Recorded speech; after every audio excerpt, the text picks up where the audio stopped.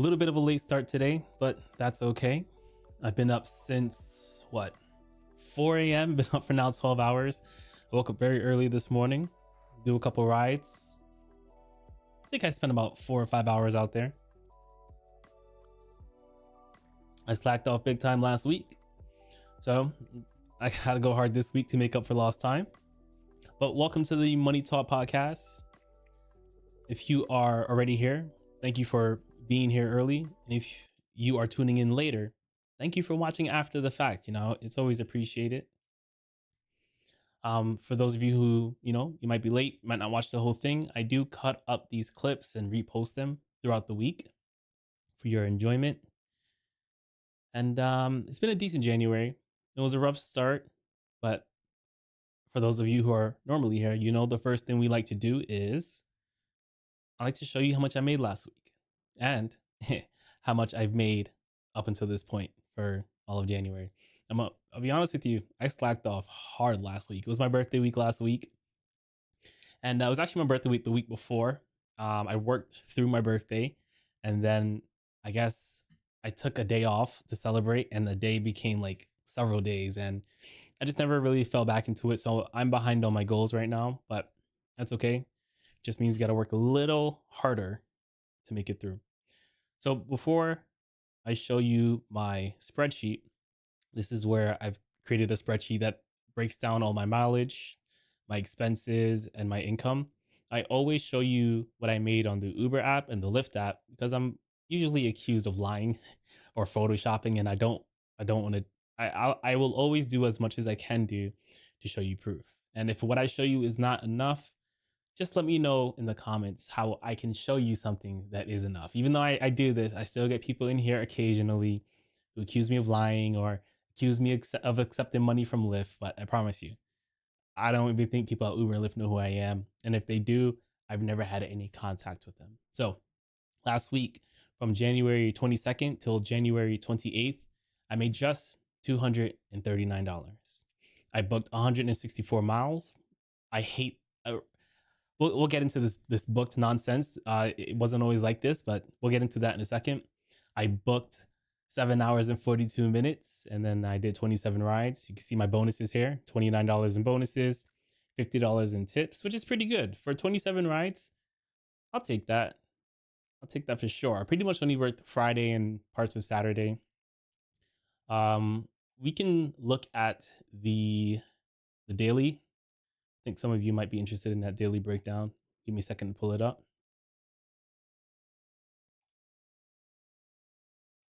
Here we go. So here's the daily, day by day for last week. See, I didn't work Monday. I was in here streaming with you guys. Then I celebrated my birthday with my wife. We made some sushi. Sushi came out okay. It was our first time. It was okay. It was what it was. Tuesday, nothing. Wednesday, nothing. Thursday, nothing. And then Friday, did a couple rides, did a little thing, 20 rides. I was going to do a weekend streak bonus, and I don't know, man. I just lost the energy. I was just like, I'm just not about it this week. And, I went out Saturday Saturday wasn't looking that great either. And I decided that, let me just take the weekend off, and I will just try to hit some streak bonuses that Lyft threw at me. I'll show you the streak bonuses I'm trying to hit for this week. Just give me a second. Here we go. So here's the bonus that I'm going after this week. Let me know if you think it's worth it. And then also let me know, when's the last time you've gotten a ride challenge? If you're a Lyft driver, I want to know when the last time you got a ride challenge is or was. I want to know what your market is. And I want to know your status. Are you a platinum driver? Are you a gold driver? Have you not driven Lyft in a while? Do you find that the only time you do get challenges is when you haven't used it? I'm trying to pinpoint how they decide who and who's not getting challenges. If you're a Lyft driver in Charleston specifically, which is my market, I really want to hear from you. I really want to know and start understanding, how is Lyft going about deciding who gets a challenge and who doesn't get a challenge. So this is what I'm working with this week. I've done 9 rides this morning, $235 over the course of 125 rides. So I would have to average at least 32 rides per day. That'll get me a little over the top. That'll put me at like 126. Is that math checking out? It might. I'm not I don't care. It'll get me close enough. So I got 10 rides. I knocked out 10 rides early this morning because I knew I'd be here with you guys. And then after the stream, I'm going to go and take a nap. And then I'm going right back out there because I don't want to fall behind. When you fall behind, it makes it hard. Tuesday, Wednesday are the slowest days of the week. So you don't want to be behind going into the slowest days of the week. So I want to make sure I use my Monday. I know college students will still go out on Monday. And then Thursday is the day I can probably get about 35 rides to wrap it up.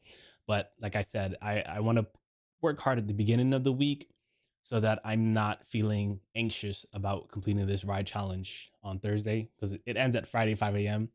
That's when the day starts for me over here on Lyft. And over here on Uber, I didn't do anything. There's nothing to cover. I didn't, like I said, I had a very off week last week and it put me behind. Not personally, I can still afford all my bills and whatever. It just puts me behind on my goal to achieve $100,000 with Uber and Lyft this year. And I need to pick up pace. I really do. So this is my spreadsheet. You can see my mileage here. You can get the spreadsheet too. It should be in the description. You just have to support me on Patreon and you can get access to this. I'll have other goodies coming out on Patreon as well. So let's see.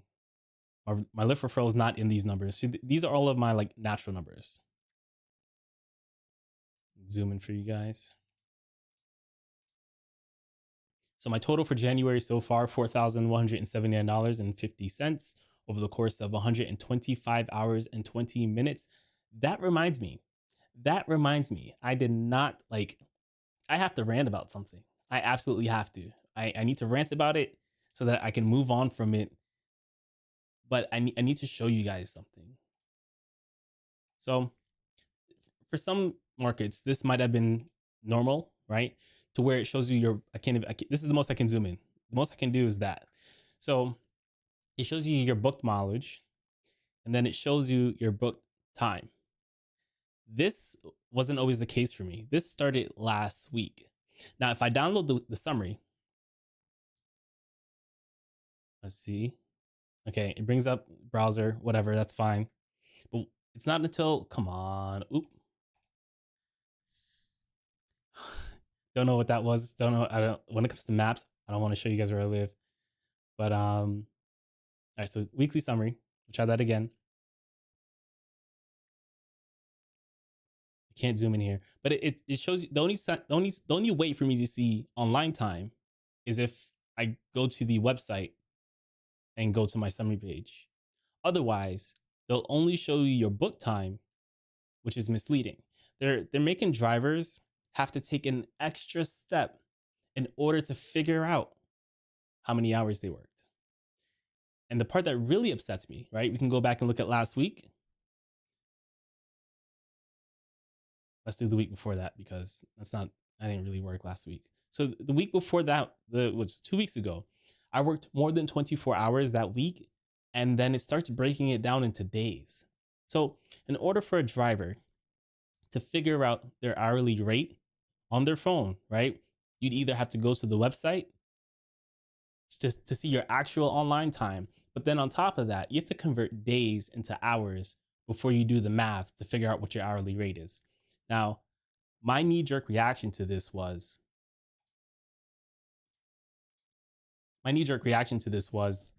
that they're making it difficult for people to just calculate what their numbers really are. They're trying to obscure how much drivers are really making per hour, which bothers me.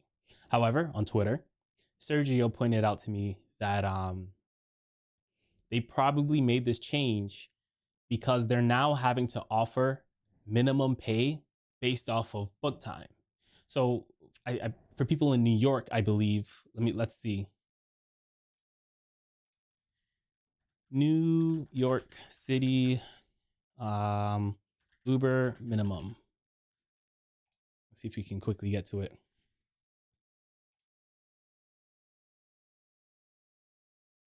Okay, so it's $19.96 per hour by 2025. But that's for book time. So if you're sitting in your car and you're not moving, you're not going anywhere, you don't make a minimum for that. You make a minimum for the time spent on the way to the passenger and dropping off a passenger.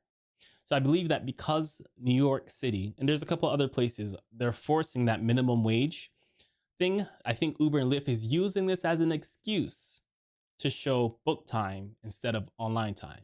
I don't see why it can't be an option where drivers themselves can say, "Hey, do you want to see online time or do you want to see book time?" And I take issue with it. It's information at a glance is a big deal. Don't take it for granted. If you're able to quickly see how much money you're making to justify if your time out on the road is worth it or not, that's something we should all want. So I'm really disappointed that they have taken that away. And I know I've seen the comments. You can still see if you do XYZ, you can still see if you go down more menus and layers. It's not the point. The point is that it was easy to see something in a way that made sense, and they made it harder to get to that information. They intentionally made the decision to make it harder. And to me, that's problematic. I don't like that. I'm not a fan. I'm big on numbers. And the faster I can calculate something, the better the decision I can make. So there's my rant. There is my rant. So before expenses and taxes, that's $33.35. I am still in my slow season for my city. The beginning of January was very rough before the students came. Now that the students are coming back, it's picking up. We had one warm day last week, and the tourists were coming out, and it's gonna get there. I have faith that I'll still be okay this year. Even though pay is decreasing, I think that I'm just gonna have to buckle down when the summer comes and really go hard. I need to make up for the slow seasons and really go hard during the summertime. So if you know your market well enough, you should know when the slow season is and when the busy season is.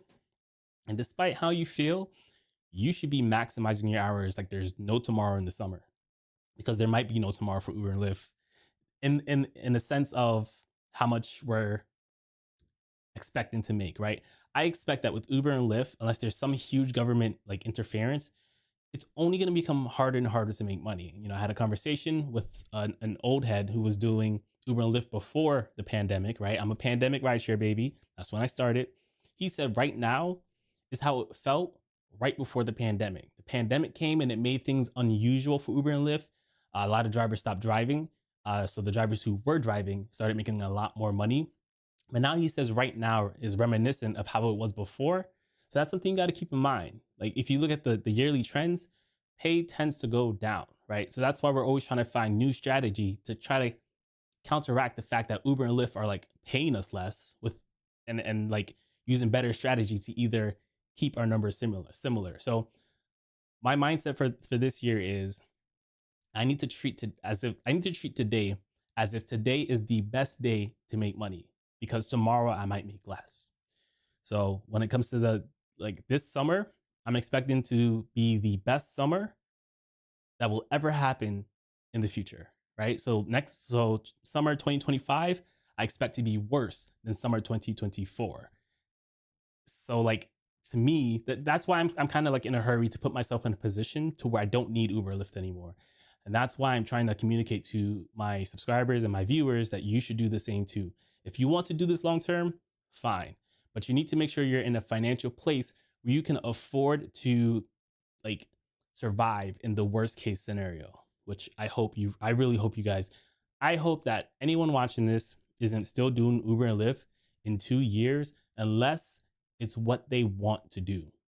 I don't want you guys trapped there for more than two to 3 years. So drove 3,872 miles, which works out to $1.08 per mile. My mileage my dollar per mile is going down. I'm having to drive a little more to get certain rides, but it is what it is. It is what it is. The average rideshare driver makes 80 cents, despite what other people on the internet say. I pulled up the stats before. It's 80 cents. So if you're doing better than 80 cents, that's great. Also, consider that your car matters, right?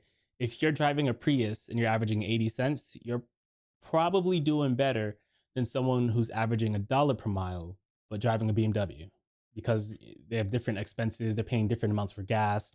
The Prius is a extremely efficient car. So when people start talking numbers and they're not really telling you what kind of car they drive or how much insurance they're paying for it or how much their car costs or their expenses. That's something you got to think about. Not every mile is equal when it comes to rideshare, especially city miles versus long distance miles. They're also different. So don't get too caught up in the mileage. You do want to pay attention to it because you always want to improve it over time. But pay your bills. Make enough money to pay your bills. This is just my expense section. So you can see that. I don't know what just happened there. There we go. I've $521.24 in expenses so far. This isn't the full truth. I'm waiting till next live stream, which is next week, Monday. I'm going to put in all of my like recurring bills. I've just been using this spreadsheet tracker to track the purchases that I make on the fly. So you see air, gas, air, maintenance. So I fill up my tank, I put it in the spreadsheet. But things like my car wash or the ramps that I just bought to do my own oil change, I just bought my own oil as well. This little valve here that I'm going to use to make my oil changes easier. Right. So I haven't put that stuff on my spreadsheet, and I will next week. And then what I also will try to do is at the end of every month, if I think I need something that's rideshare related, I would try to buy it now. Right. I would try to get all my expenses in as early as possible. And for February, I'm going to do the opposite of what I did here. I'm going to put my expenses first. That will show me how much money I need to make at minimum in order to see my profitability. And I think it'll be better for you guys as well, seeing me put them in first. But I already started doing it this way, and I'm just going to see it through this way. But next week's live stream we'll see. We'll see what I really made and what I really spent. And then by next week, I hope I will have my taxes done. So I will know what my actual tax rate is. So the tax rate I have here is just a placeholder. Some people say it's too low. I suspect that it might be pretty close to accurate, but they're citing some taxes at the place, like self-employment taxes, like 15% on its own. But this tax rate isn't like a straight tax rate. It's not like, so because Lyft specifically doesn't tell me like how much of a tax write-off I'll have for my fees, right? Uber and Lyft charge fees, those are tax write-off. I have to assume a tax rate that's based off of the money that I get to take, but it's not the whole picture. So we're gonna see what the whole picture tax rate looks like when I do my my taxes. I'm gonna see how much money I actually made and how much money I had to pay in taxes, because some of these dollars are tax free because of how the standard mileage deduction write off works. Some of the dollars I earn is tax free, but I don't know I don't know what percentage of the dollars is tax free until Lyft and Uber break down the fees at the end of the year. So my real tax rate is going to be lower than what you think it will be. I know all that sounds confusing. It'll be more clear once I've done my taxes. I'm gonna do my taxes on my computer. I'm gonna record everything. I'm gonna make a video about it. So if you don't want to miss that, make sure you thumbs up this video. But my mileage write-off right here is $2,594.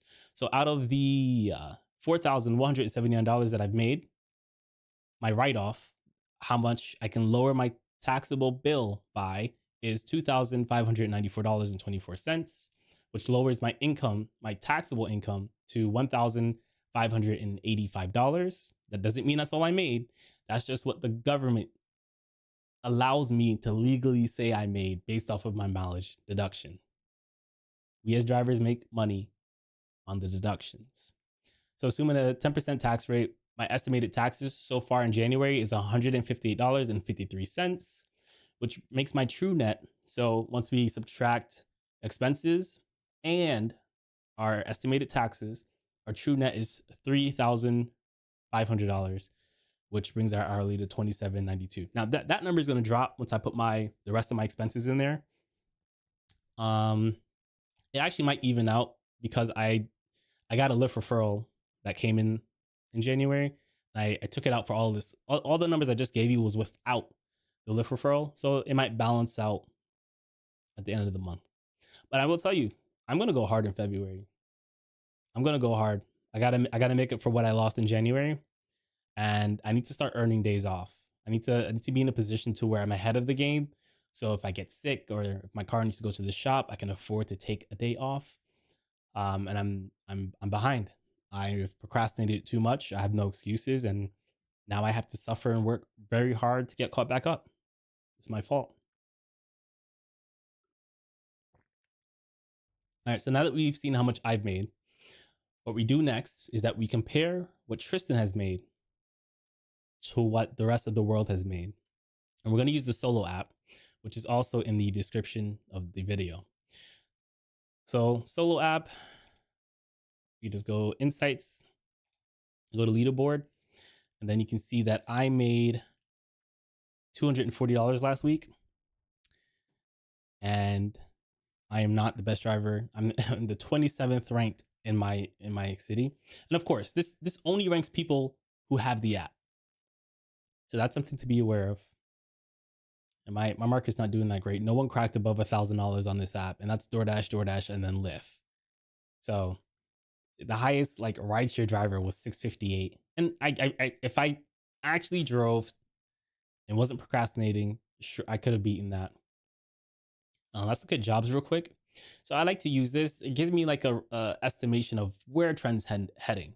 Even though I make more than $15 an hour with Lyft, if it's up 6%, then I know that like business is heading in the right direction. Despite the fact that there's people really out here making $15 an hour, I wish they would watch my content and figure out how to make more money.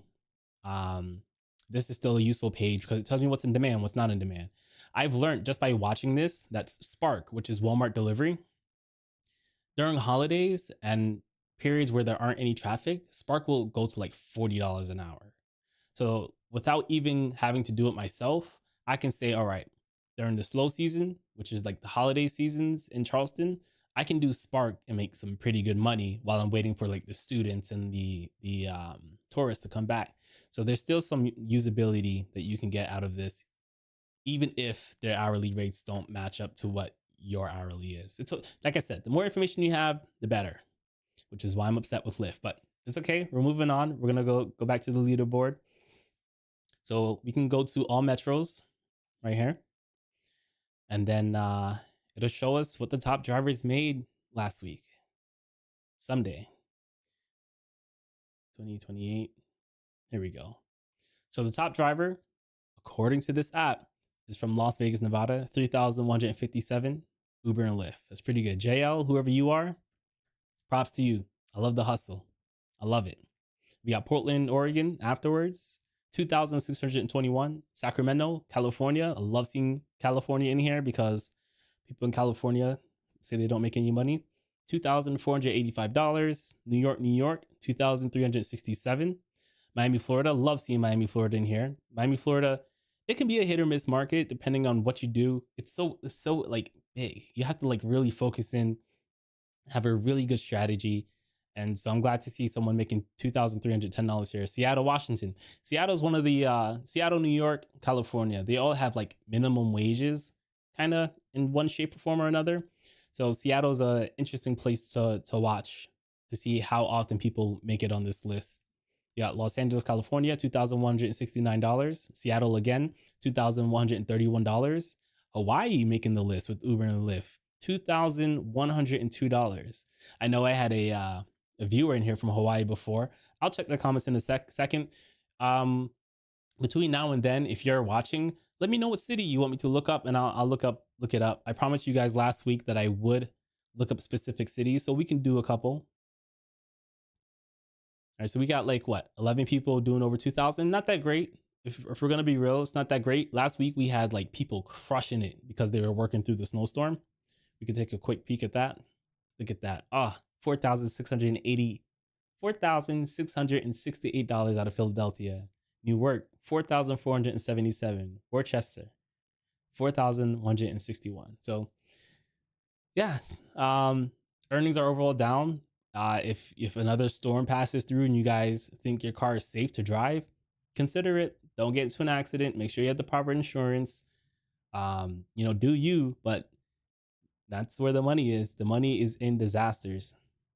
So, but I would say overall, last week was a bit of a soft week for the whole nation, not making as much, even though I guess everyone's market is different. I can't keep thinking that everyone's market's like mine, but my market's picking up, and it seems as if everywhere else is getting a little softer. So we'll see what happens in February. We'll see what happens for Valentine's week. We'll see if people strike and don't make any money, or people are gonna go out there and maximize their income. But let's run over to the comments and see what you guys are up to.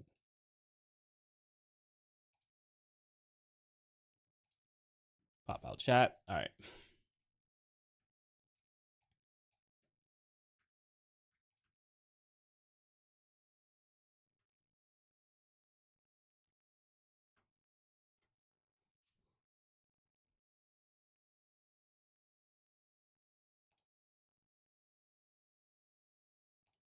There we go. There we go. All right. Archie Johnson says Gridwise for total. Gridwise for total. I haven't used Gridwise in a while. I'll pick it up. I'll start using it. I'll do it just for you, Archie. So next week I got you on the Gridwise. Uber Jeep AZ says they screw with drivers' minds to make them think, wow, I made 1,300 in one day. Lol. One day is 24 hours, but almost like one work day. I'm I'm so I'm so bothered by it because it's a small change that has such a big impact, and it can go over people's like eyes. I already feel like people don't pay attention to how much they make per hour. I feel like drivers aren't making the best decisions all the time, like mathematically speaking, and then they went and just made it more difficult, and it bothers me. It bothers me so much. I feel like I shouldn't be this upset, but maybe it's because I've worked in corporate America and I know like every time they make like a change that makes me feel gross, I just imagine them sitting in a boardroom and being like, yo, we can make this small change that will have a big impact on how drivers perceive how much money they're making. And then we can blame it on New York City. Like that's, oh, it bothers me so much. Uber Jeep AZ says, and contractors need to stop saying how many hours I worked. Work is what we get paid for. As contractors, employees get paid to be at work, even if they don't work. I mean, to me, that's semantics. You're correct, but I think everyone understands what it is. I don't disagree that you want to speak things into existence. So yeah, I understand that, but I'm mad on that one. My B says, yes, I miss online time. Uber Jeep AZ says contractors get paid to do work, not just be online. Therefore, being online is misleading to be. I was working because I was online. Not 100% true. I'm thinking, guys. I like that point. I do like that point. That is that is true. I'm gonna say it can be hit or miss.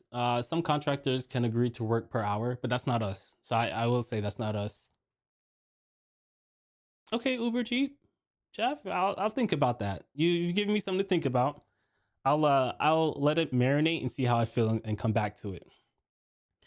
Overdeep continues saying, employee mindset is I'm online, so that means I'm clocked in for work. Contract work is different than employment. Contractors don't clock in, therefore just being online doesn't mean I'm working. Look, I logged into the app, I'm at work. Lol. No, we get paid to drive as contractors. Okay, I've decided how I feel. And my feelings on that are, while that can be true, drivers need a good way to see if they are wasting their time or not, right? Um, some days will give you better online time than other days. And that data is important. Knowing that you can go out on a Friday and have less online time and more active time is useful information compared to going out on a Tuesday and having a bunch of online time, but not a lot of active time.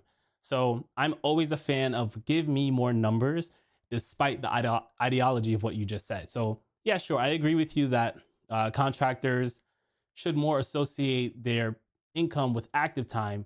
However, I, as Tristan Thomas, who, I do other things, I have a YouTube channel, um, I should be spending time with my wife. I need to be able to have enough information to determine that the time I'm spending not at home is valuable. I need to know when and where my online time is most valuable. So I get what you're saying, but it doesn't have to be. They didn't need to take it away. I still don't think they need to take it away. Mike B says online times give you real numbers. I like I do 3 hours a night. Yeah, you can have both, right? It doesn't have to be an either or. We can look at active time. We can look at online time. I'm down with having both, and that's the way they should have kept it. Uber Jeep AZ says online time gives you the real numbers for what? We all run 2, 3 apps at the same time, even while doing cash rides. I can be on Uber Pet, but doing cash rides.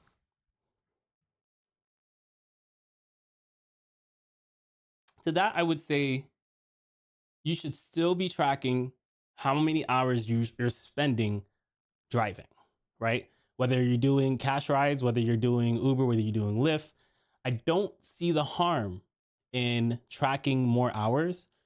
I do see the harm in not doing it at all. I strongly believe more information is better. And I don't see, I think it's more justified to be upset that they removed it than to be upset with drivers for wanting it. You know, it's like, it's weird, a little weird. Uber Jeep AZ says online time gives you how long you were logged on the app. That's it. You can be walking the dog while logged into the app. Sure. But if, I mean, I think we're seeing it different because maybe because you decline more rides than I do, which is fine, not a critique. But when I'm online, I accept maybe 90% of my rides or better, just depends on, what's going on. So that information is probably more accurate to me compared to someone who is sitting at home walking their dogs and declining rides left and right. So, when I'm out there working, I'm working. I'm not walking dogs. I don't bring my laptop and like edit or anything like that. When I'm out my house and I'm driving, and I'm not saying that's right or wrong. I'm just saying that number is more important to me because when I'm online, I'm online. Like that's it, and like the only time I'm offline on both apps, Uber and Lyft, is if I'm repositioning myself, to which I track my time because I like to know what my offline time is to be able to have an accurate accounting of my numbers. So I don't think anything is wrong with that. David says, "Hi, is this alive?" Yes, this is alive. And if by alive you meant live, then yes, this is live. David, welcome to the stream, man. Uber Jeep AZ says, "I've fallen asleep with my phone on Uber Pet." Well, I don't understand why you use Uber Pet. Let me finish reading your comment. I've fallen asleep with my phone on Uber Pet, woke up with 9 hours online. Online time means the time you're logged on the app. That's it. Doesn't indicate where you are when logged on. And it doesn't indicate why you are logged on. Were you really trying to drive or just looking for surge or events? That's what we do. That is not what I do. That is what you do. And or do you just use Uber Pet to like make the Lyft app think you're on Uber so that the Lyft app will send you rides? Chat, I'm not saying that that's how it works, but that's one of the explanations I have. If you have any other reasons to why you use Uber Pet, let us know. I'm curious, super curious. But your comment, I still take my previous stance where I guess because we treat our time differently, we see the value in online time differently. I think that's what it really boils down to. Miles in chat, I see you. Mike B says Virginia Beach, please, if you're checking. All right, so let's do a quick look for Virginia Beach. Scroll all the way down to the V's. They really need to make a better way to do this. Let's see if I pressed the V on my keyboard and nothing happened.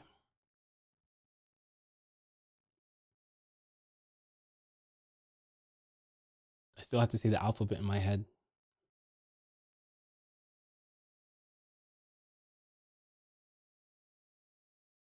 Did I pass it? Yes, I did. Virginia Beach. There we go. So Virginia Beach, Lyft driver made $1,000. Better than my market, right? You beat my market. I would say this is still a little soft. I'm going to look on a map at where Virginia Beach is. Virginia. I think, if I'm not mistaken, you have a military base close by, right?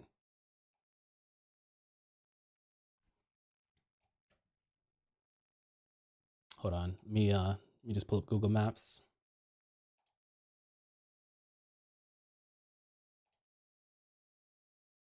Yeah, Virginia Beach. Are you able to drive in like Norfolk area?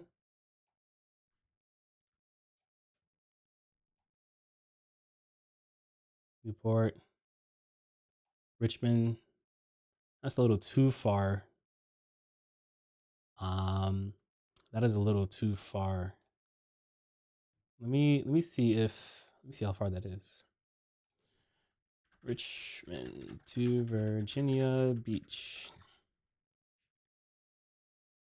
1 hour 46 minutes. Like, are you able to get rides back and forth frequently enough? Because honestly, what I would probably do, depending on the day, I assume Richmond. All right, let's instead of assuming, let's pull up Richmond, right? QRS. I'm gonna send a strongly worded email to the people at Solo.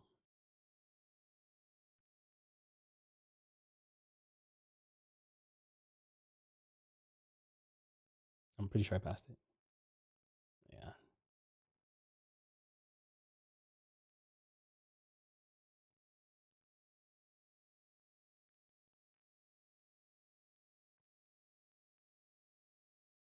Richmond. All right, so Richmond drivers are making a little more. So I'd be curious what with Lyft. I know you have the destination filters. I would I would kind of like maybe just for weekends, maybe I would use the destination filter, head towards Richmond, do some stuff in Richmond, or maybe it's the weekdays you need to do that. I don't know. I don't know what days you need to do it. I would put myself in a position to learn both markets over time, and kind of figure out when is the best place to be. You know, so like what time of the year is being in Virginia Beach more profitable than being in Richmond? You can't even drag and drop anything. So that's what I would do there. And then yeah, I would try to find people who routinely make this trip back and forth because I assume it happens. And if I'm not mistaken, there should be a military base close by. I don't. I'm just kind of going off of what people are saying in my head, and I could be misremembering things. Um, but tell me about your strategy in Virginia Beach. Like, when is your off season? When is your on season? Have you driven in Richmond? If you get a passenger from Virginia Beach and you go to Richmond, do you stay in Richmond? Like, tell me a little bit more about your market. I'm gonna go back to the comments. We got time today. There's no rush today. I do need to take a nap, but there's no rush today.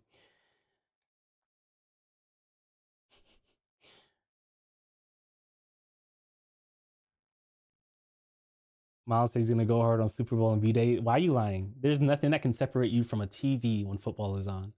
Mike B says, I see it as the online time is time doing things I want to do. So say you were online for 12 hours and booked six. To me, you wasted 6 hours of nothing. 6 hours you could have spent on something else.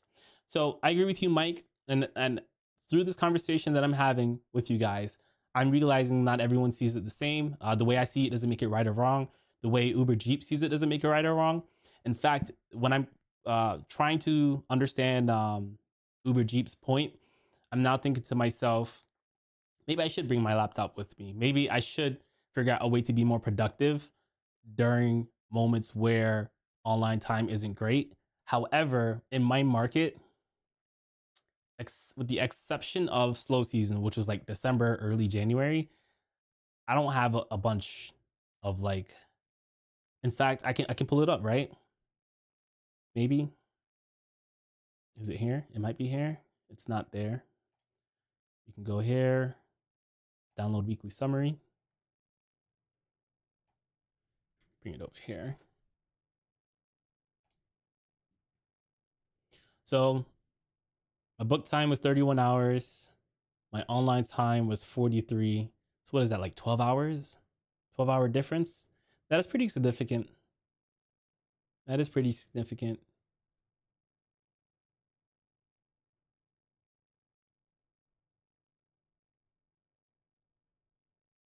Hmm. Um, so I'm thinking about it. I still want the online time. Without the online time, information, we can't even have this conversation, right? There's nothing for me to refer to determine how I feel about it. So no matter what, I think that online time should always be displayed. Now, you might interpret your online time differently from other people, and that's fine. But without having the number to interpret differently, then we can't even have this conversation. So I still support the ability to see it. And I still think that it's a great way for someone to go back in history and say, okay, this day was busy. And I know this because my book time is closer to my online time. So I'm still for it. I don't think there's anything anyone can say to make me think that online time is useless. But this conversation has opened me to the idea that not everyone sees online time the same. So, um, let me know in the chat. I want to know what you think about online time. Maybe I'll cut this part of the video out and make a specific video, and maybe I'll make a poll to see how everyone views online time, because I find it interesting. That didn't come out the way I was hoping. Back to the chat. Miles says, I assume Vegas is usually in the lead for rideshare earnings. No, it's not. It's usually California. It's usually like weather aside, it's usually California or New York. It's usually LA, which are the drivers that complain the most. Complain is not the best word. The most vocal riders, and it's probably because cost of living is so high. Even though they are like making the most, they do face a high level of competition. So if your strategy is not on point in LA, it you might be getting beat very, very hard, especially if you're an airport driver. Vegas is out of season right now. You have to think about that as well. Like, a lot of tourists aren't going to Vegas around this time of the year. It's usually like towards the spring, towards the summer, and that's probably when it's going to be popping in Vegas. Super Bowl will probably help out. That's in like 2 weeks, but a lot of these places can be seasonal. I also expect Vegas to see a pop when they finish the high speed train that they're building. It should be done before the Olympics. So what is that, 2028? 6, 8 has to be an 8, 4, 8, 4, 8. Yeah, so that'll be interesting. And I'll be there. I can't wait to move there and be in that market making tax-free dollars. XXXX says, Vegas has too many rideshare drivers. At night, half of the cars I see have an Uber or Lyft light on the dash. They do have a lot. It is off season, so we'll be saturated. But I will say, you guys have higher rideshare requirements than where I live, where you have to go and get like registered as a business and do this, do that, and the third. So sometimes when the bar is higher to become a rideshare driver, it limits competition. Archie Johnson says, with 15 years worth of restaurant management experience, I can say that Monday and Tuesdays are the slowest days. I don't work on those days. And further, when it comes to taxi hours, why reinvent the wheel? They work 5 a.m. to 5 p.m. or 5 p.m. until 5 a.m. And I work 5 p.m. until 5 a.m. That is a great shift. In my market, I wouldn't start at 5 p.m. because traffic is still a little too much. I'd start around 6:30.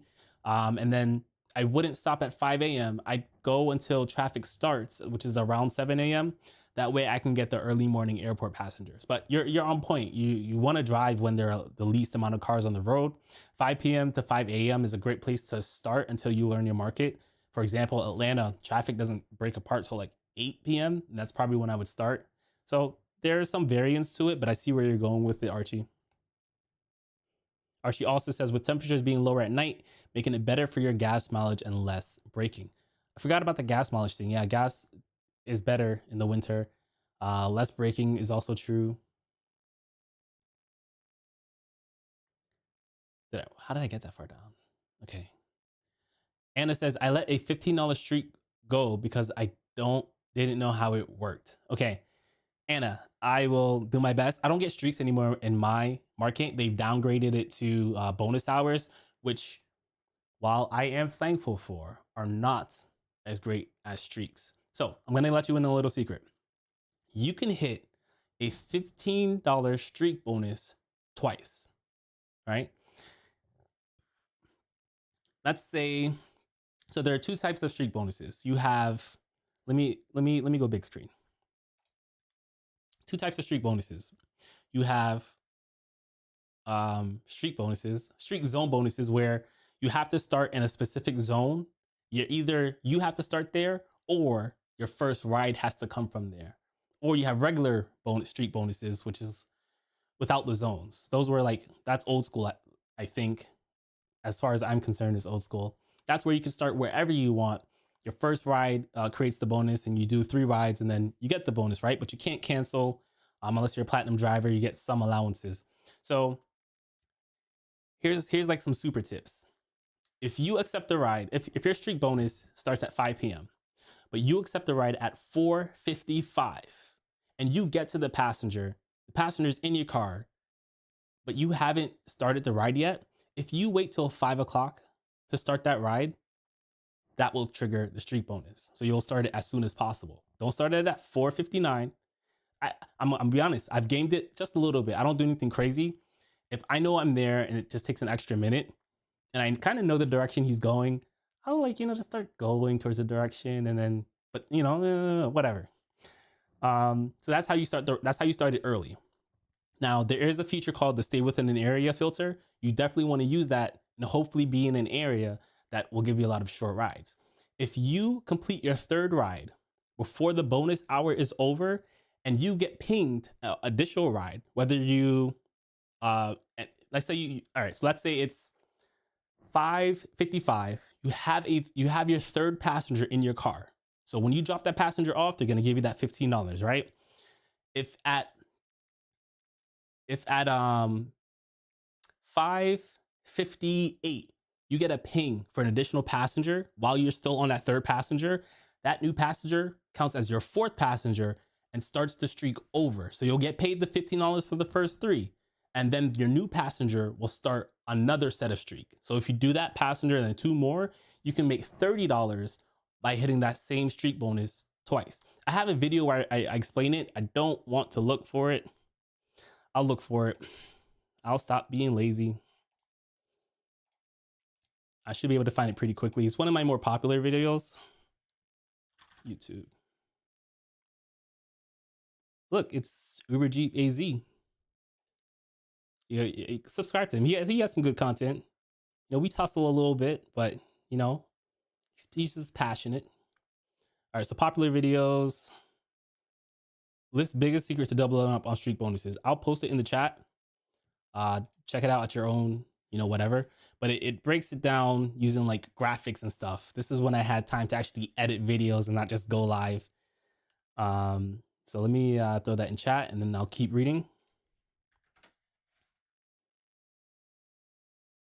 My B says, yes, I can drive anywhere, and thank you for checking. You're welcome. So yeah, mess around with it. Like the hour and a half, that is a distance. You have to like think about it in your mileage or whatever. But I don't know, if there's like a concert going on in Richmond and you're aware of it, like Taylor Swift's coming to town or something like that, it might be worth it. It might be worth getting a cheap hotel, doing a weekend there. I don't know, play around with it. Archie says, when I reposition myself, Gridwise is tracking every mile that I'm driving, even with Uber and Lyft off. But I would not turn Uber and Lyft off just to reposition myself. Could be getting a ride. So with sometimes when I was using Gridwise, I'd forget to turn it on and off, even with the automatic thing. But I use Google Maps. That automatically tracks my mileage, period. And I use my odometer at this stage. I don't know if you saw my spreadsheet. I'll pull it up real quick. I use my odometer. So I know we're talking about time, but I get in my car, I put in how much odometer I have, and then I put in the end. I feel more secure just putting it in myself. I know technology can go. I just want it to where if I'm audited, there's no mistakes. And I feel like when I use too many automated tools, I don't pay enough attention to the numbers. So it's like out of sight, out of mind, and I'm kind of just like on autopilot. So with this, it kind of forces me to pay attention to what's going on. If I made $100 and I feel good about the $100 I made, but I drove 150 miles to make it, like when I'm pulled up in my driveway and I'm putting in my numbers, it forces me to reflect. And as much as I do like automation, I prefer this method. But I'm gonna give Gridwise another shot. Just so many subscriptions. And I know some of it is free, so I'll just have to check it out. Mike B says, I like that strategy. Thank you. Mike B says, I do 3 hours a night starting in October, so I'm still learning. Okay. Well, if I'm glad you're on YouTube. I was gonna say I'm glad you're here at my channel because you're gonna learn a lot, but make sure you're learning from different creators, different perspectives. Try different things, verify different things, and come up with a strategy that works best for you. Archie says he uses Uber Pet like I use Uber Hourly Premier. When you have a surge on Uber, but you have a ride on Lyft, you don't want to go offline and you don't want to lose that surge. Now, I agree with you there. I agree with you there. For me, it's like sometimes it'll surge downtown and then I'll drop someone 8 minutes away where there is no surge. And I know at that time of night, I need to get back to downtown. So I'll go offline and then I'll just go downtown. I don't do that too often, but if it's like, if I know my market and I know what's going to be happening at what time, I might do it. David says, are these third-party tools? Yes, David, these are third-party tools. And I would love for you and I to make our own third-party tool. I would love to turn my spreadsheet into an actual app. Like, it would be fantastic. And it says, so I noticed that the day I drive, I get the online hours. Then later it turns to booked. So that is correct. And now I'll pull it up and show you without showing you guys where I live. All right, so this is what I did this morning. Not the greatest of mornings. I usually don't like driving during traffic time, but because I'm trying to rack up rides and I knew I'd be here now, like 5 o'clock I wouldn't be driving, but at 6 o'clock, which this live stream will probably still be going, I would be driving. So I know I'm missing out on hours. So I just sucked it up, woke up early and got to business. So yeah, the day you're driving or the week of, right? It shows you your online time. So that hasn't changed. I didn't notice it until I went to weekly breakdown. And I know some people were leaving comments saying if I just go to weekly breakdown, it'll show me. Not anymore. It's all booked. So for you, you still might be seeing online, but for me, I'm seeing booked.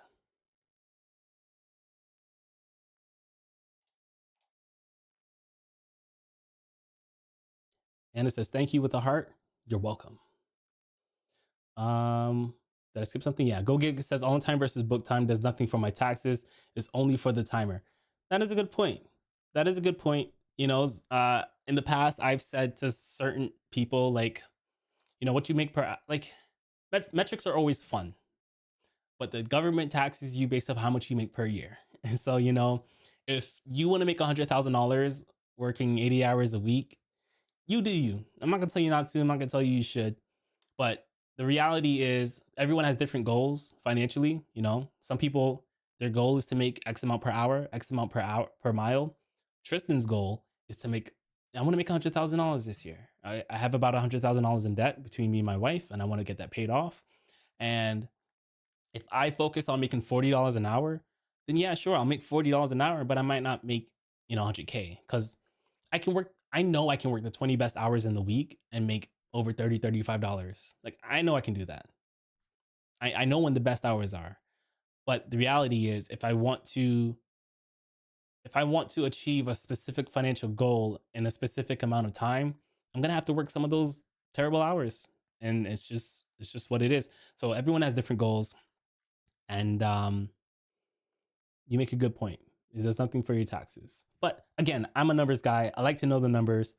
I don't shame people for numbers, but I do think numbers help you make a better decision, you know, that can help you make more money. So Archie says, you want to have a tablet in your vehicle to play the football game when the Super Bowl occurs for those passengers that are riding with you rather than sitting at home watching the game. I do have a tablet. It's a free tablet from Octopus. They do have scores. They don't have video. And then I'm sure as hell not paying for video. And then I'm also sure as hell not wasting my data. Maybe I'll find a radio station and do that. I do have a tablet. We'll see. I'll think about it. I'll keep an open mind and I'll see if I can do it in a way that makes sense. That is not an inconvenience to me.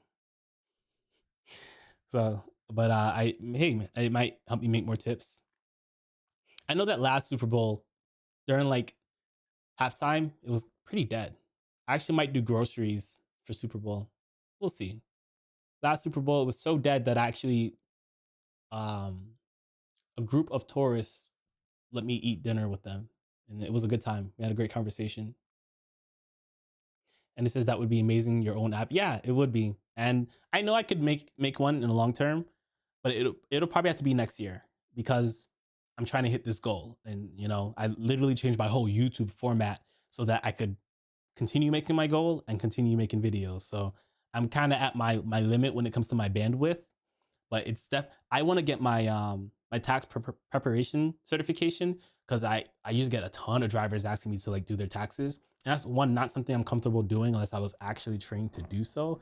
But it is a good business opportunity for me. You pay me to do your taxes because you trust me. But I want to make sure that it gets done correctly. And so that's something I might be doing next year. And then I'll definitely be making an app, and I'll have other things added to my Patreon. I actually want to make physical products too. Maybe I'll test it out, and maybe I'll just give the physical products to people who have supported me on Patreon. Like I want to make air fresheners. I think that'd be cool. I can make a couple air fresheners. I can do a limited drop. I can be like, all right, the first 50 people who have supported me the longest on Patreon, I'll send these to you. So there's some interesting things I want to do that are a little community based, but right now my focus is to get out of debt in order to. I've already done the math. If I pay off all of my debt, my YouTube already makes enough income to cover my bills.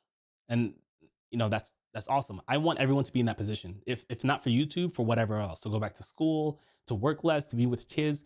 I'm trying to like encourage people to be better financially so that they can have an exit strategy for rideshare. Even if you want to be a rideshare driver for 10 years, I still think you need to have a rideshare exit strategy that's in your back pocket. Like Uber and Lyft could get sued today and you can't take any more rides ever. But because you have your exit plan in your back pocket, you're good to go. That's where I want everyone to be. That's what I'm aiming for myself. But even when I get there, I have a very strong feeling I'll always be tied to the rideshare community. And when I'm debt free, I might just drive, save up money so that I can buy specific cars and then review those cars through the lens of rideshare. Like, let me go buy this Prius and get actual numbers to see how it is. Let me get this Tesla so I can determine if this thing is usable. Let me go buy a pickup truck, which I think is the worst vehicle to use for rideshare, and then actually prove with real numbers, this or that. So that's probably where the channel will eventually head to.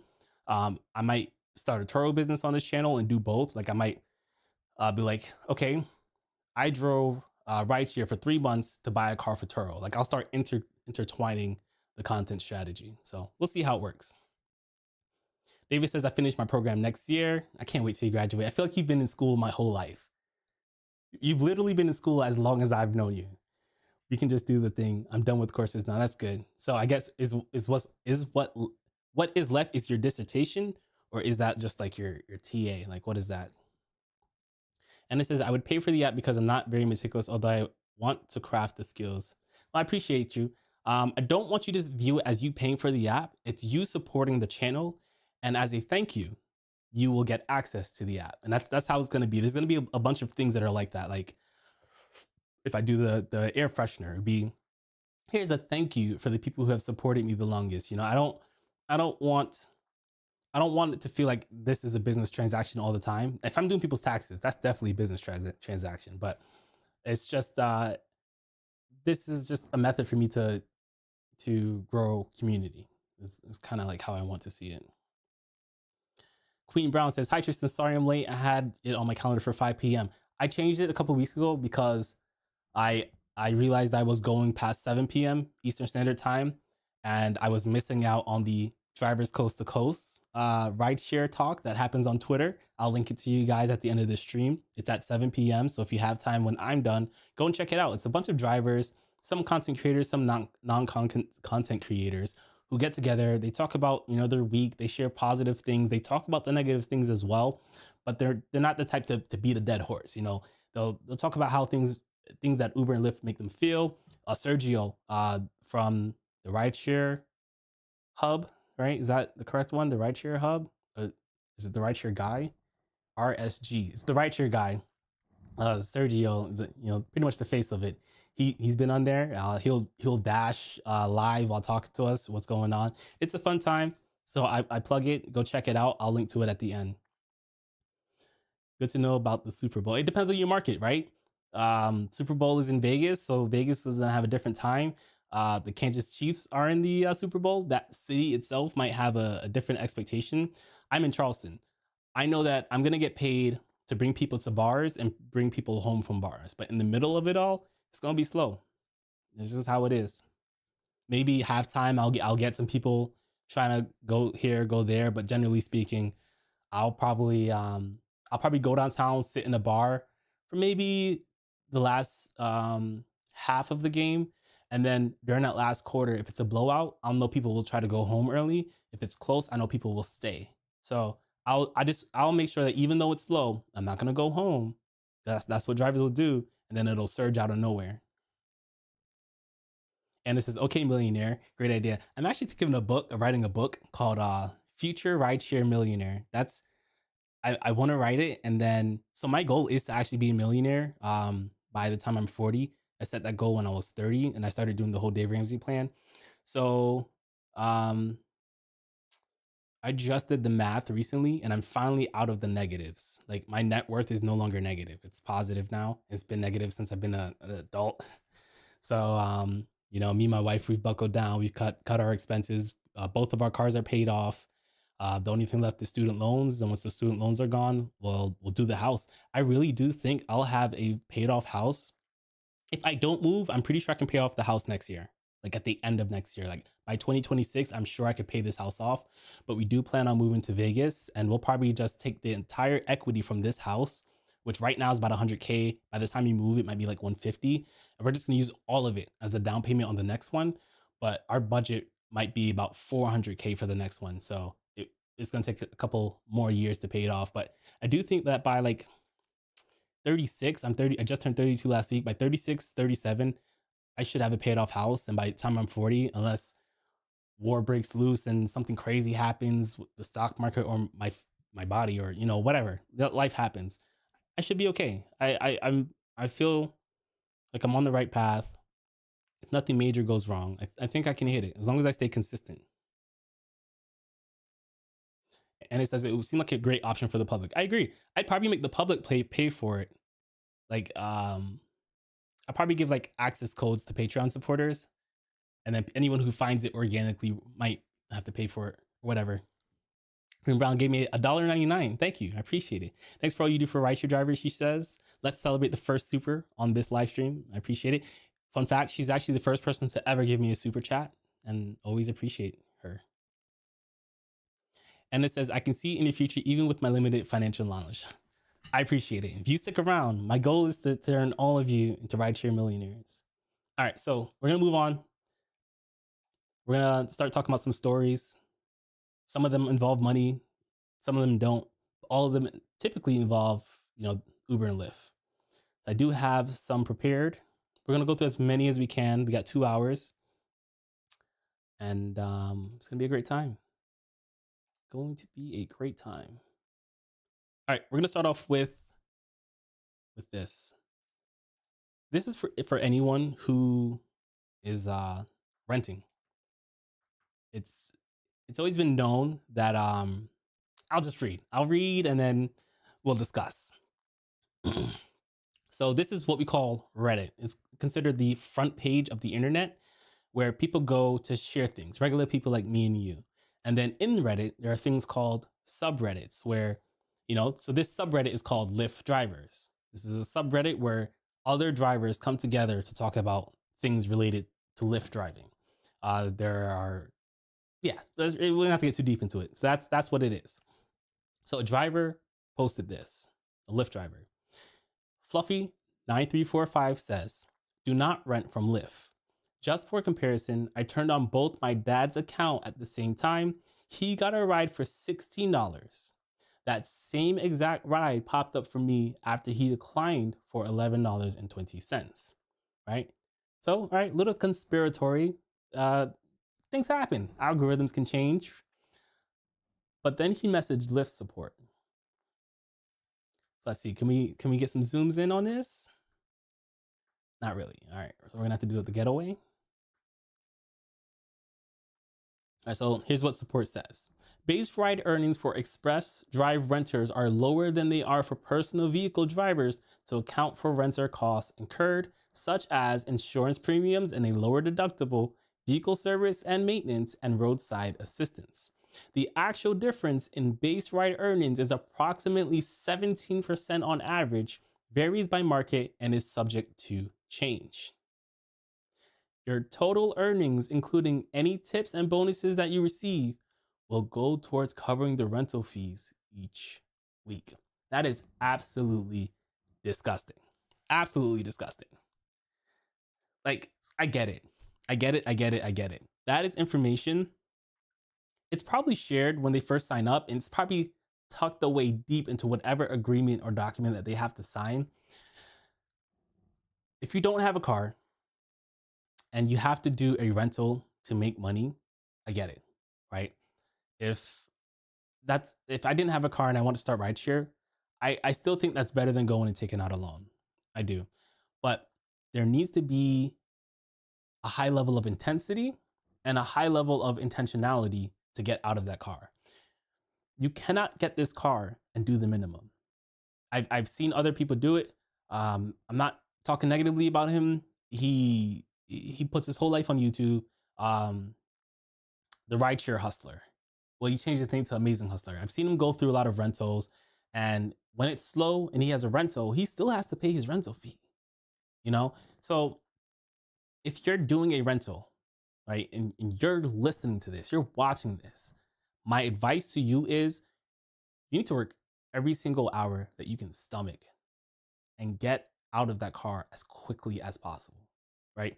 Typically speaking, when people first become Lyft or Uber drivers, they can't find a job, they got let go from their job, and they say, okay, I'll try this as I transition into something else. That's exactly how I got here. No shame, not shaming you, not shaming anyone. No one really plans to be a Uber Lyft driver until they've tried it and then decided that this is what they want to do. Nothing against those people either. But a person who is down and out on their luck and has to rely on a rental, that car is not yours. They can recall it whenever they want, like Hertz did with their Teslas. If your ratings fall too low, they can call it back. You might not get enough rides to pay for the rental. They can call it back. You are in danger. You need to work as many hours as possible, right? If you got to get babysitters, whatever, you got to drop your kids off with your parents. You got to find another driver who's struggling. You guys switch up on kids. Please get to know people before you leave your kids with them. But you need to do whatever you can to drive 12 hours, take a 6-hour break, drive 12 hours, take a 6-hour break. You need to save up for a car as soon as possible.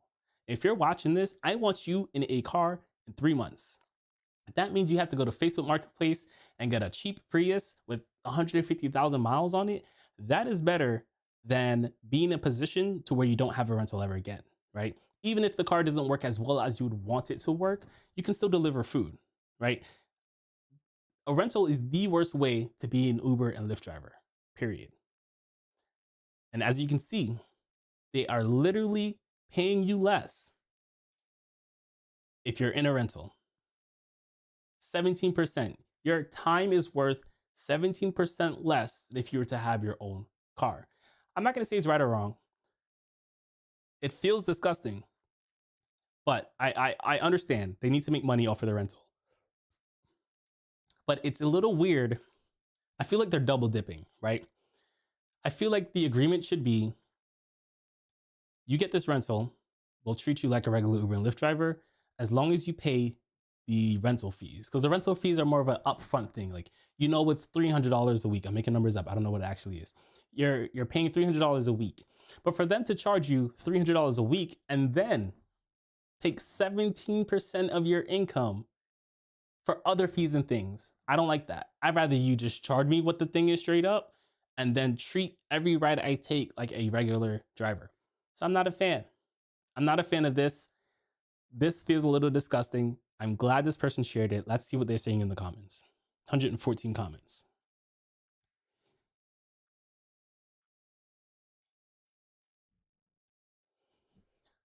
Elf says, this is exactly why you should not rent. You are paying someone to work for them. Think of how crazy that is. That is insane.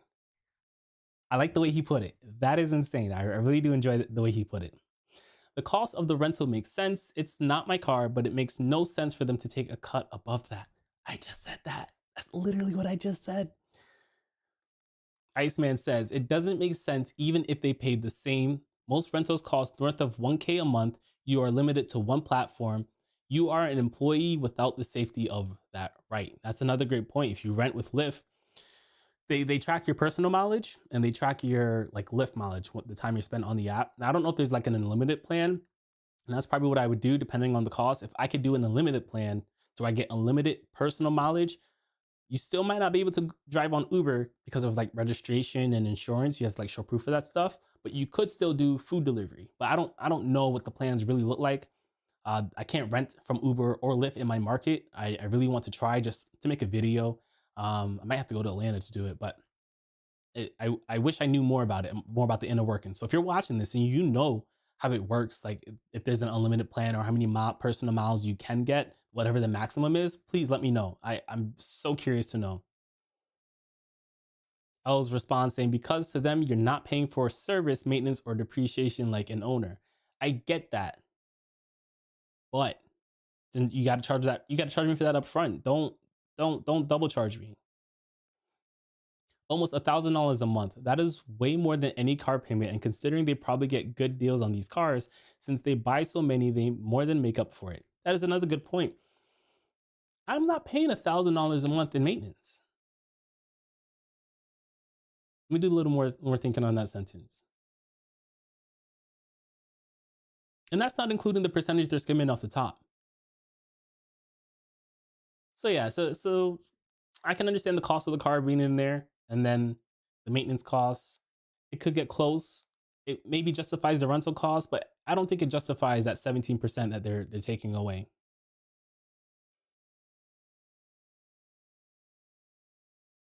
So this person is kind of justifying it maybe. He says, yes, that $1,000 includes the rental company's car payment, which is the money they paid for the car. That's kind of fair. Then they have to make their profit. Rental gets thrashed a lot, so there is much more damage and wear and tear compared to someone's own car. I get it. I get that. Let me also put it this way for you. Something happens to a driver's rental, you return it and get another one. Something happens to a driver's own car, it's not that easy to replace it. That's part of the convenience you're paying for. Either way, a rental is a bad deal for the driver, period. I can side with this point more if I'm thinking I'm Hertz, or Dollar Rent a Car or Avis or whatever car company there is. I get that.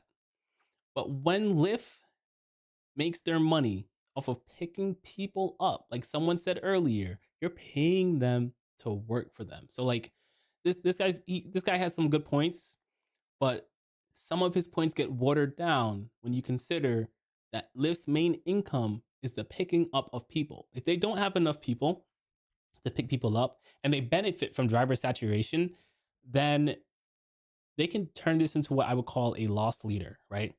So, for example, Walmart loses money on most of their products just so that they can sell bananas. I know it sounds funny. That's not a joke. The number one income producing thing in a Walmart is bananas. I'm going to. What is Walmart's most sold item? It's going to be bananas. Watch. Right there. Bananas are regularly Walmart's best selling item. I used to work there. So they have what we call loss leaders, right? A better example of this are gas stations. The gas station I used to work for, Parker's Kitchen, I was a district manager with them. We would intentionally lose money on gas just to get people to our stores so that we can sell them food, which has a high margin. We'll take a loss on the gas to make a higher margin on the food. Lyft, even if they don't take a loss, if Lyft breaks even on these rentals, they will still make money by not having to pay out more surges, right? By increasing driver demand, there's less surges in the area. That's a benefit for them. Even the CEO, I have a video where in a call, he said that his goal is to lower surges by saturating driver market, right? That's supply and demand.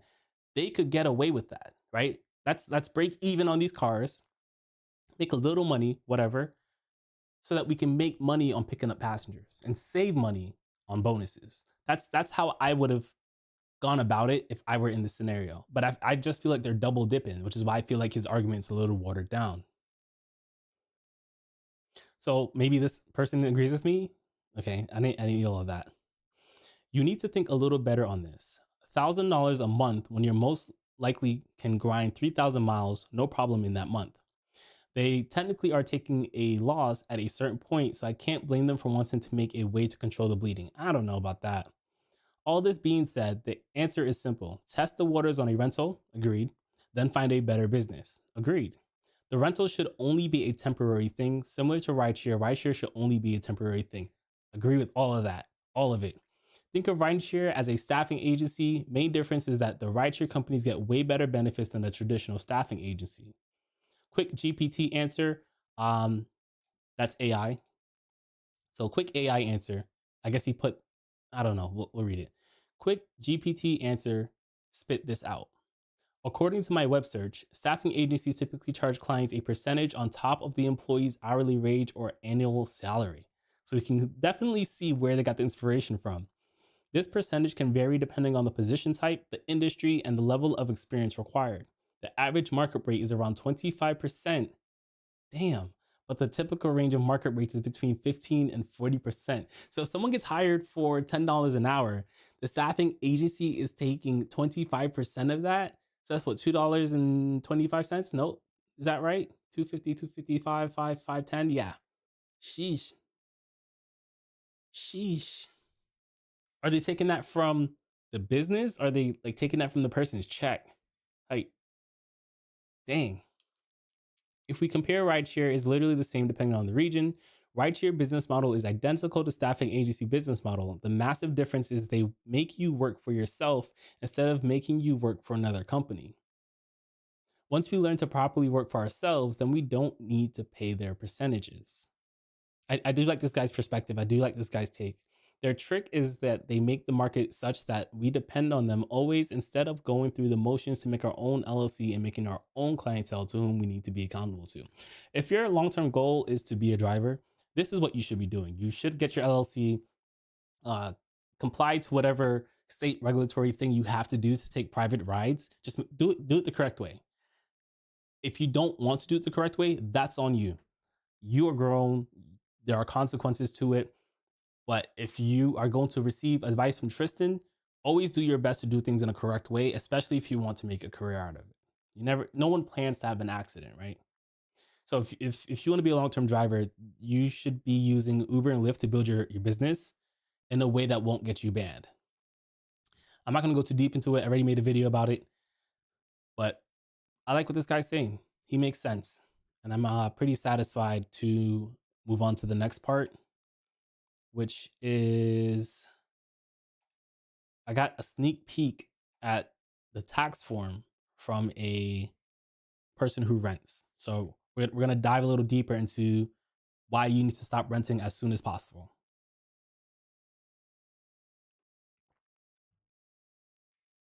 Okay, so we're still on Reddit.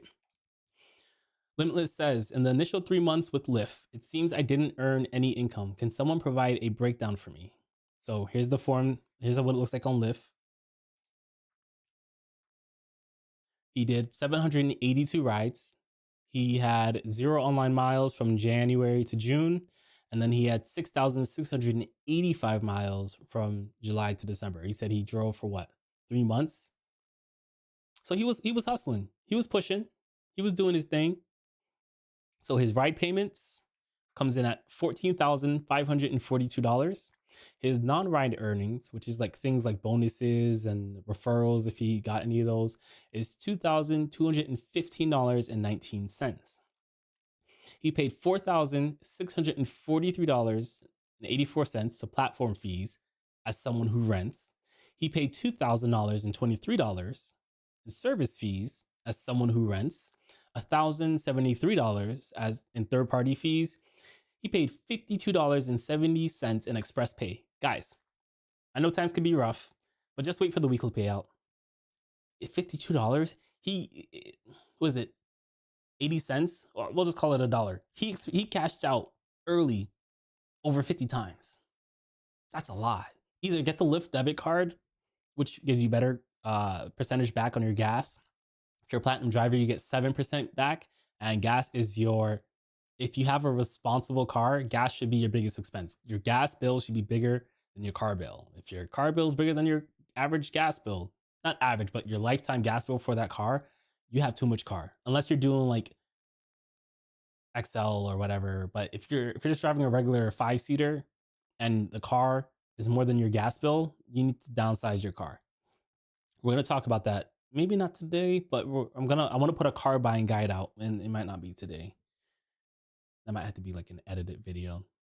So he also paid $5,048 in express drive rental fees, and then he paid $8.10 in tolls. I guess I'll bring the calculator out. So we're gonna estimate these numbers. So he made $14,500 plus, we'll call that $2,200 for a total of $16,700 in 3 months. That's not bad.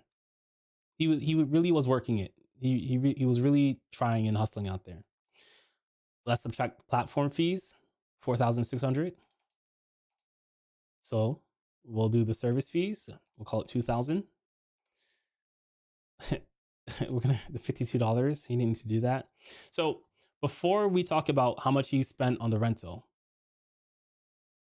there's no way he spent $5,000 in 3 months on a rental.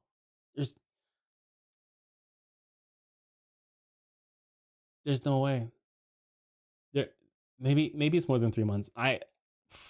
We'll do that math in a second. So before we take out the rental, the express drive rental fee, he made $10,000, right? In 3 months, what is he averaging? $3,000 a month? Not great, not worse. He definitely could do more depending on his market. But then we subtract the $5,000 that he spent for the rental, and all he has left is $5,048. $5,048. And he can't so he can't write off his mileage because it's not his car. He can write off the car rental fee, but okay, so for those of you who are renting, like, pay attention to what I'm about to say. This is important. Rideshare drivers make their money on deductions. The government allows us to write off, this year, 2024, I believe it's 67 cents per mile. So in the government's brain, they think that we spend 67 cents in expenses for every mile that we drive.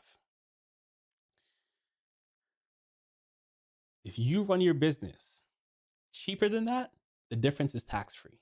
So I'll use my spreadsheet as an example, which I regret closing. Let me pull it up. Give me a second. Because the spreadsheet makes it very, very clear, like the point I'm about to make. All right. So while all of my expenses aren't here yet, but pretend they are. So this number this is my expenses per mile. You guys can't see anything. This is my expenses per mile, right? 13 cents per mile. It'll probably go up to like 20, maybe 30 cents per mile. But if the government allows us to write off 67 cents per mile, right? Let me get the calculator. So I can show you some American math. All right, that's good enough. So 67 cents per mile, 0.67. And my current expense per mile is 13 cents. So we subtract 0.13. That means for every mile Tristan drives, I can make 54 cents in tax-free dollars. So if I drive 1,000 miles, like, once that's a deduction, like, that difference is tax-free.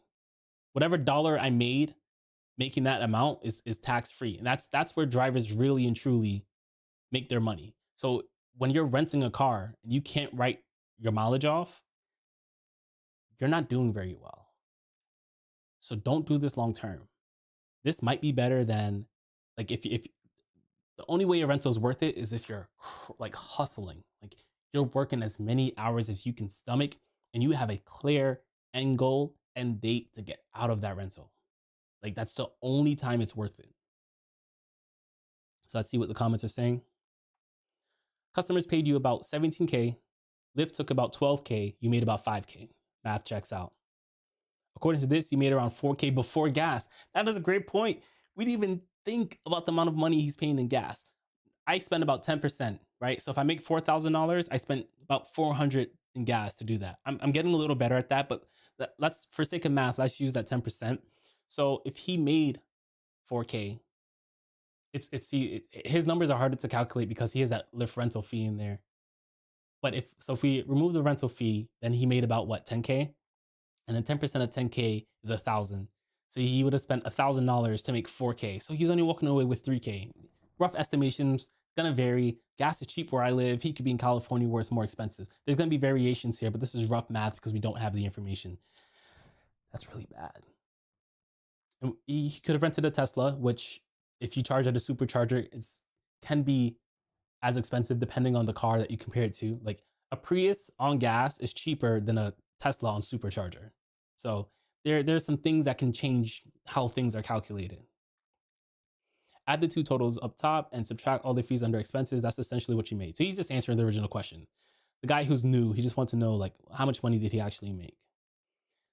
So okay, I thought he said 3 months. The initial 3 months with Lyft. Okay, so how did he get 6 months?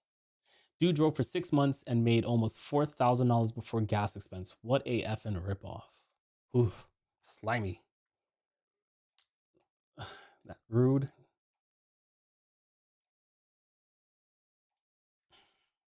I'm gonna cut him a break. He just started.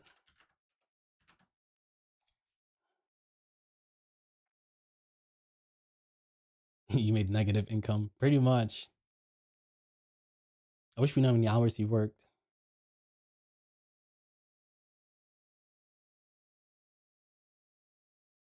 Dang.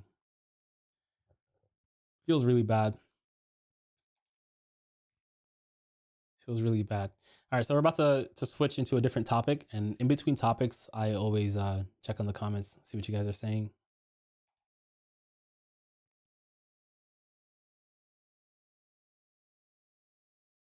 Archie Johnson says, I don't use Octopus. He does not like calamari. No, I'm joking. I use my personal tablets and I use my own personal subscriptions like YouTube TV, YouTube Premiere, and Hulu, Netflix, and Amazon. That's a good example, a good idea. I'll consider it. A lot of my rides are very short. Um, I'll think about it. I do have a tablet sitting around the house that I could use. So I'll think about it. Um, for those of you who don't know what Octopus is, it's a tablet that's free. I have a referral link that anyone can get. I'm not partnered with them specifically. It's just like a referral link.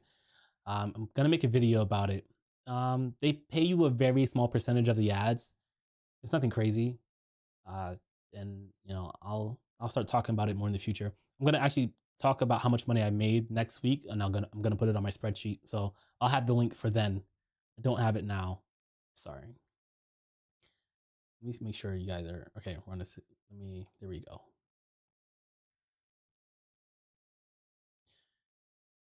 Archie says, I am paying for my videos. I can tell you this. I do not like advertising to a customer unless it's advertised for my business, not for Octopus. I feel you on that. That's how I feel on YouTube. I've stopped taking sponsorships because I don't want to be the face of someone else's product, if especially if their product like falls apart. Like the whole FTX debacle makes me like wary about partnering with other people, which is why I'm more invested to make my own thing. So I agree with you, Archie. I didn't really think about that from a driver perspective. So you're giving me some things to think about. Archie Johnson says tax write off. Every bit of it is a tax write off.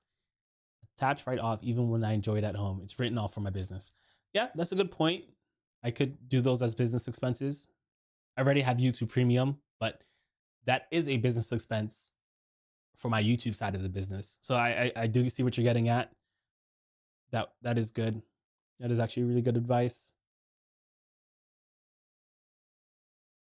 That is good advice. Got me thinking. You do have me thinking.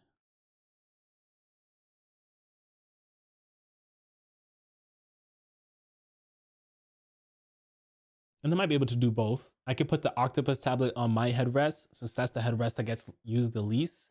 And then I could put my tablet on the right side. I can do that. That's a good idea. I like it.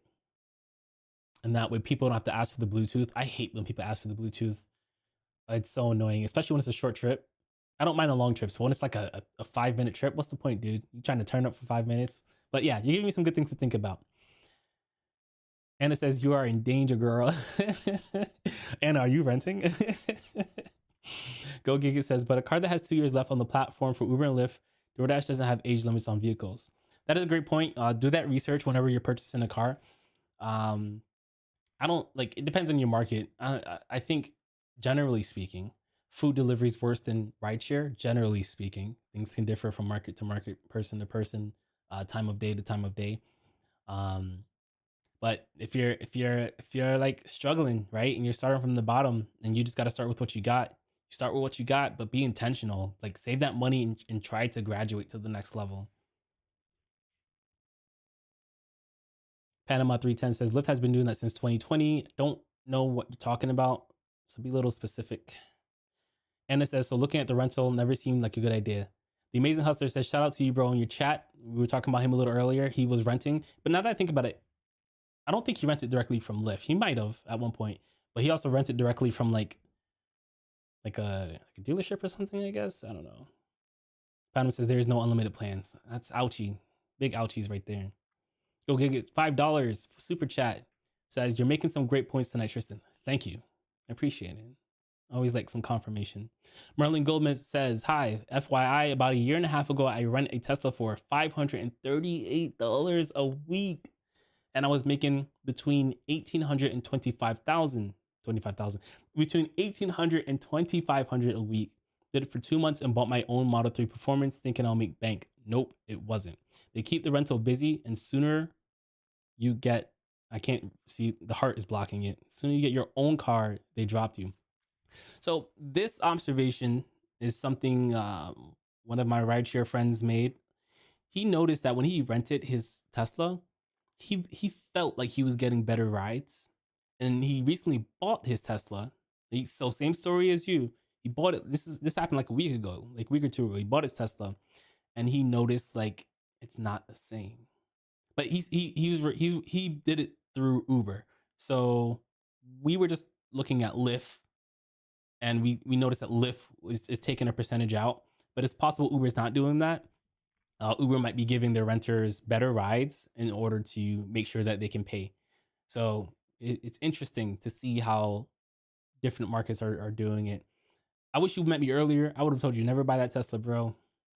Not.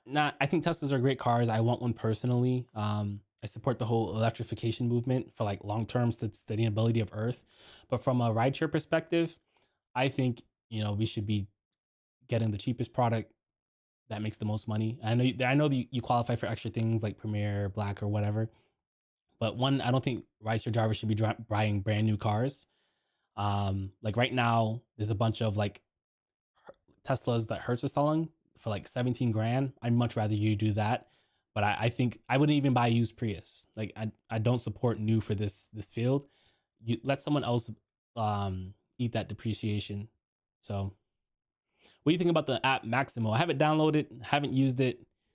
I'll check it out, and I'll have to report back. Sometimes I'm a little slow using third-party apps. But I'll check it out. I'll try it. Another subscription to pay. All right, we're gonna move forward. Just remember, I will always respond to the comments, but I do them in segments. I have a couple of articles lined up that are pertaining to particular topics. Then I jump back in here. So if you leave a comment, kind of be specific, say, oh, Tristan, I don't agree with that thing about the Tesla thing, let me know. Give me some context so I can respond. In Panama, I know we kind of beefed a couple of weeks ago, and I'm glad you're back. I appreciate you, man. All right, so let's jump into the next. Once I find the thing. There we go. Okay, so I don't know if any of you ever experienced this, but there was a time period where Lyft actually tried food for a little bit. I tried it once. It wasn't worth the dollars, but I did see this article. I have not read it yet. Lyft CEO says he won't. Lyft CEO says he won't enter food delivery like Uber, and that it keeps people homebound. Loneliness is a killer. Interesting. It looks like I would have to subscribe to read this, but I'm not going to do that. Wayback Machine. There is a website that creates archives of the entire internet. If you ever get hit with a paywall, this is a great way to get around it.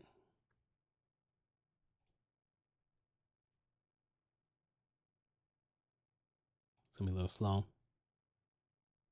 It may or may not work. It's not on 100% thing.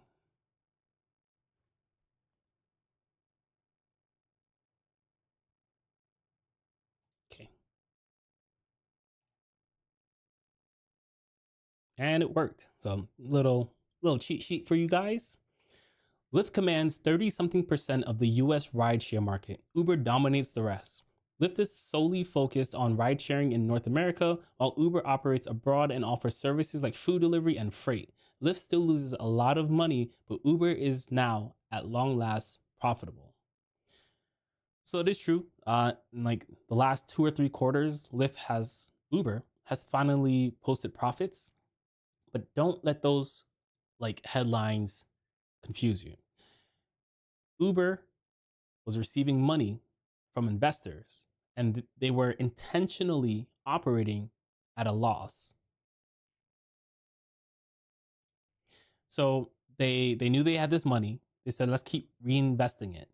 And then once those investors said, all right, the money's not going to come in as much as it used to due to what was perceived as a oncoming recession. There's a lot of firing and things happening, like rebounding from the pandemic. That's when Uber said, okay, now we need to actually run our business like it's a business. And they started doing layoffs and they got their numbers in line. They started probably taking some money from drivers and they finally became profitable. So I don't want you feeling sorry, like, oh my God, Uber's for the first time not being profitable now. That's always the game plan. You know, Amazon was unprofitable for 10 years while they were reinvesting into themselves. Most big companies, if they're like at the top of their industry, they can become profitable when they choose to be. It's just a matter of making the decisions to do that. So I just want to make sure that that's clear. Despite Lyft's position on a distant number two, CEO David Risher tells Fortune that the company could eventually become profitable by doubling down on the ride-sharing experience for both drivers and passengers. That's hard. There are three people involved: the rideshare company, driver, passenger. It's hard to service all of them, but when you do food delivery, it becomes four people involved. You know, the restaurant, the company Uber, the driver, and the person who receives the food, the customer. That's what they're called. I'm running a rideshare business with a single-minded focus on getting people to where they want to go, says Risher, who took the reins last April and whose resume includes senior jobs at Microsoft and Amazon, reporting directly to founder Jeff Bezos. When he became CEO, replacing Lyft founder Logan Green, Risher was charged with solving the company's eroding market share, low employee morale, and a sense that Lyft was unable to counter Uber's supremacy. These problems not only spurred investor discontent, but led to the C-suite departure of the company's two co-founders, Green and John Zimmer, though they remain on the board. In his first year, Risher cut 30% of Lyft's workforce, introduced new features like one that matches women passengers and women drivers, and made returning to the office mandatory. He's also cut prices to better compete with Uber. You cut prices, you cut driver pay. Um, I understand Women Connect is what this feature is called, that connects women with other women. It doesn't work 100% of the time. I don't know how it's legal. I like I think it's like 30% of drivers are women, and like 50%, 50 to 60% of the passengers are women. So there's some disparity there. Women have more things to worry about. I'm not saying that I personally don't have too much, I don't have issues with it. Um, I just don't know how they get away with it from a legality perspective. I don't know how it doesn't fall under discrimination. Maybe I'm not smart enough in that area to know, but I don't have an issue with it. If you're a woman and you're in this chat, Thank you for being here. Most of my subscribers are men. It's like 70% of them. And I appreciate you. But if you could leave a comment, if you tried Women Plus Connect, if it's available, that would be dope. I would love to hear some stories. There are green shoots to bolster Risha's case that Lyft is turning things around. Bookings on the Lyft app rose 15% last quarter, lifting revenue by 10% to 1.16 billion and dramatically shrinking its net loss, which fell from 422 million to 12 million. That's huge. I know that doesn't really have anything to do with Tristan's pockets, but that's huge. That's a big difference. Although Risher won't say when he thinks Lyft will be profitable, he maintains that Lyft won't chase Uber down every rabbit hole.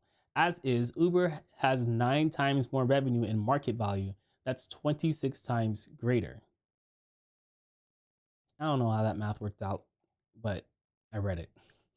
Risher presses that he's just fine with a smaller but more nimble and competitive Lyft. We really need to nail it, and by that, I mean the basics, he says. I do like him as a CEO. He knows how to say the right things. And even though I do feel like pay is going down on both platforms, he has released some things that have helped. Like that stay within the area filter was huge. Um, and he's actually out there driving, which could be PR stunt based, but I do believe that doing something will give you a different perspective than the theory of something. So I think everyone in both Lyft and Uber should be required to take like 5 rides a week. And I think that even if you're a coder whose job is to design the app, it's gonna make you rethink how you design it. So maybe you'll show online hours. But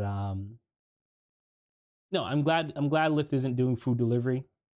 I don't think food delivery is that great.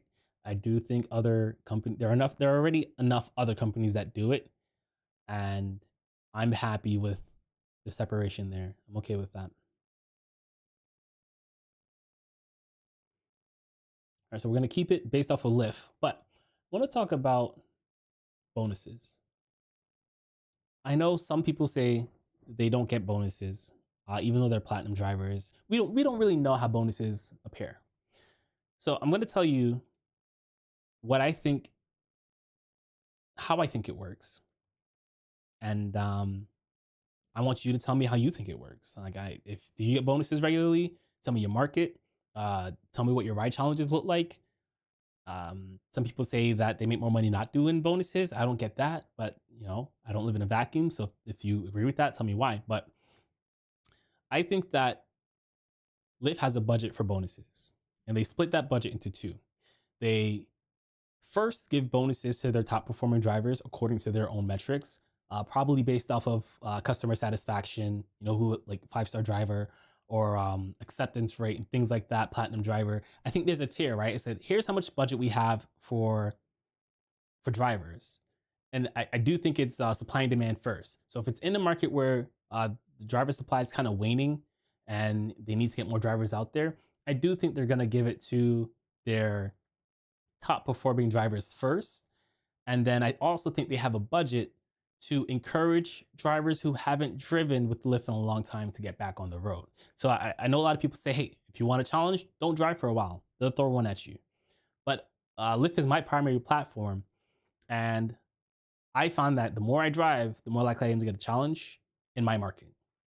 In November, I got married at the end of September, and I pretty much took the whole November off. I did my honeymoon in New York, had fun, we were great. Didn't drive one bit in November, so I lost my platinum status. I didn't get my platinum status back until towards the end of December. And the week after I got my platinum status back, I got a ride challenge. Now, I have messaged support before, and I said, hey, how are these bonuses determined? They did say that it's individually based, right? So that leads me to believe, this is not me saying for certain, that leads me to believe if you want a challenge, one, there has to be supply and demand for it. It doesn't matter if you're a top tier driver. If your market is saturated, there really isn't much of an incentive for Lyft to give you a ride challenge. You can kind of guess how saturated your market is, kind of, by checking how much they're willing to pay for referrals. So I'm going to show you what they're paying for in my market. Okay. So this is my market. You can do this, yeah. So it says, refer a new Charleston driver to Lyft. You'll get a 1,500 bonus. Once they give you 120 rides in 30 days of their first ride, they'll earn a bonus up to $1,500 too. This is the highest I've ever seen the bonus. Even during the pandemic, the bonuses were like $800. So I do think that there's a correlation between the bonus being offered in your city and supply and demand. Now, if someone outside of my city uses my link, it's not always going to be $1,500. You can, like, this guy, Benedict G, 380, Gino V, 420, turn up.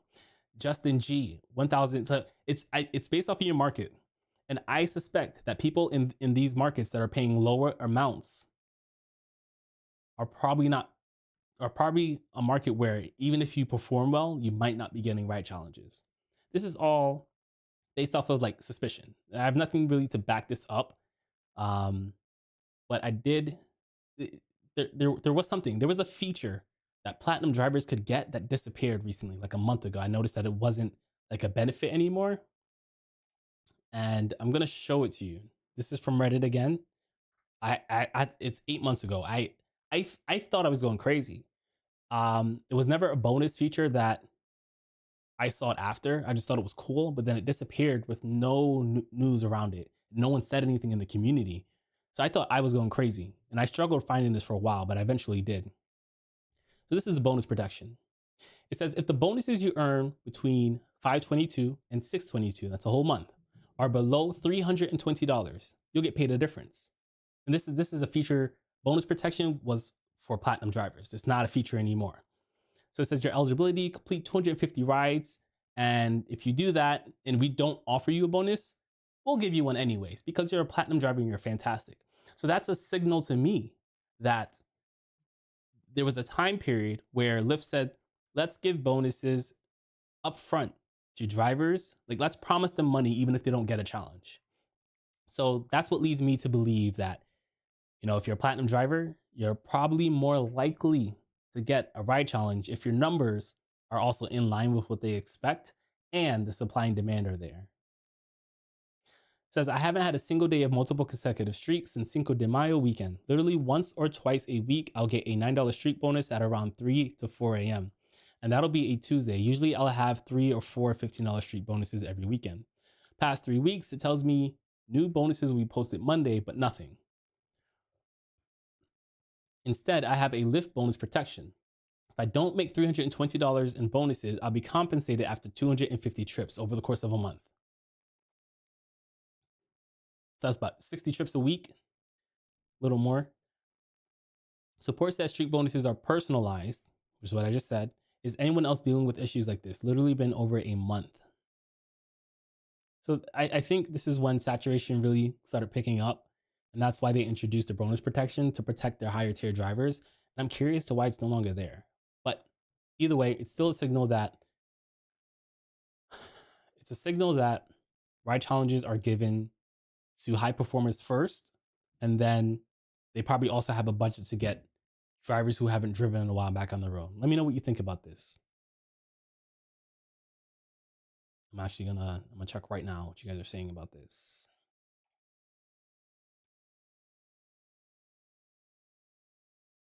Ron says bonuses are based on how many rides you do over the past 4 weeks. Interesting. Like, where have you seen that? Like, is that what you think it is, or is there something that led you to believe that? Ron also says will be interesting if they give drivers a bonus for working Valentine's Day, aka Strike Day. I don't know, man. They didn't really give any bonuses. I think that if they expect it to be busy, they don't really give bonuses. It's weird. It's like because on New Year's there was no ride challenge. They were just like no streaks, no nothing. I think they expected drivers to be out there, and maybe that's what it'll be on Valentine's Day. It'll be interesting. It'll be interesting to see what they do. I'm also happy you're alive. I know you were sick, so welcome back. Hope you're good.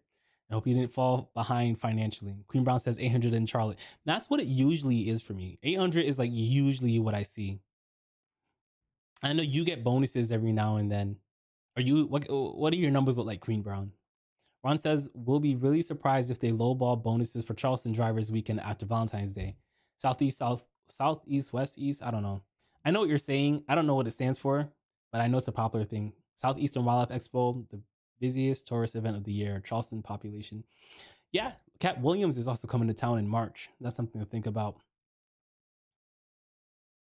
Nice. Yeah, it's gonna be. It's always a good time when there are concerts because the concert is far away from downtown and it splits drivers thin and it creates crazy bonuses. So I should put together a calendar for my city based off of what events I need to remember and think about. All right, we're gonna move forward. We are going to push forward. Got about an hour left. I have so many tabs open, guys. It's always a struggle. Here we go. All right, we'll do this one next. All right, so I haven't read this one myself, so we're going to be reading it for the first time together. It's an opinion piece by Los Angeles Times. It's an opinion piece. The gig economy sucked in blah, blah, blah, blah. The gig economy sucked in millennials like me. Will we ever get out? I'm a millennial. I'm struggling. I'm a millennial. There we go. I'm 32 and I haven't worked a real full-time job since I was 23 and finished my 2-year commitment with Teach for America.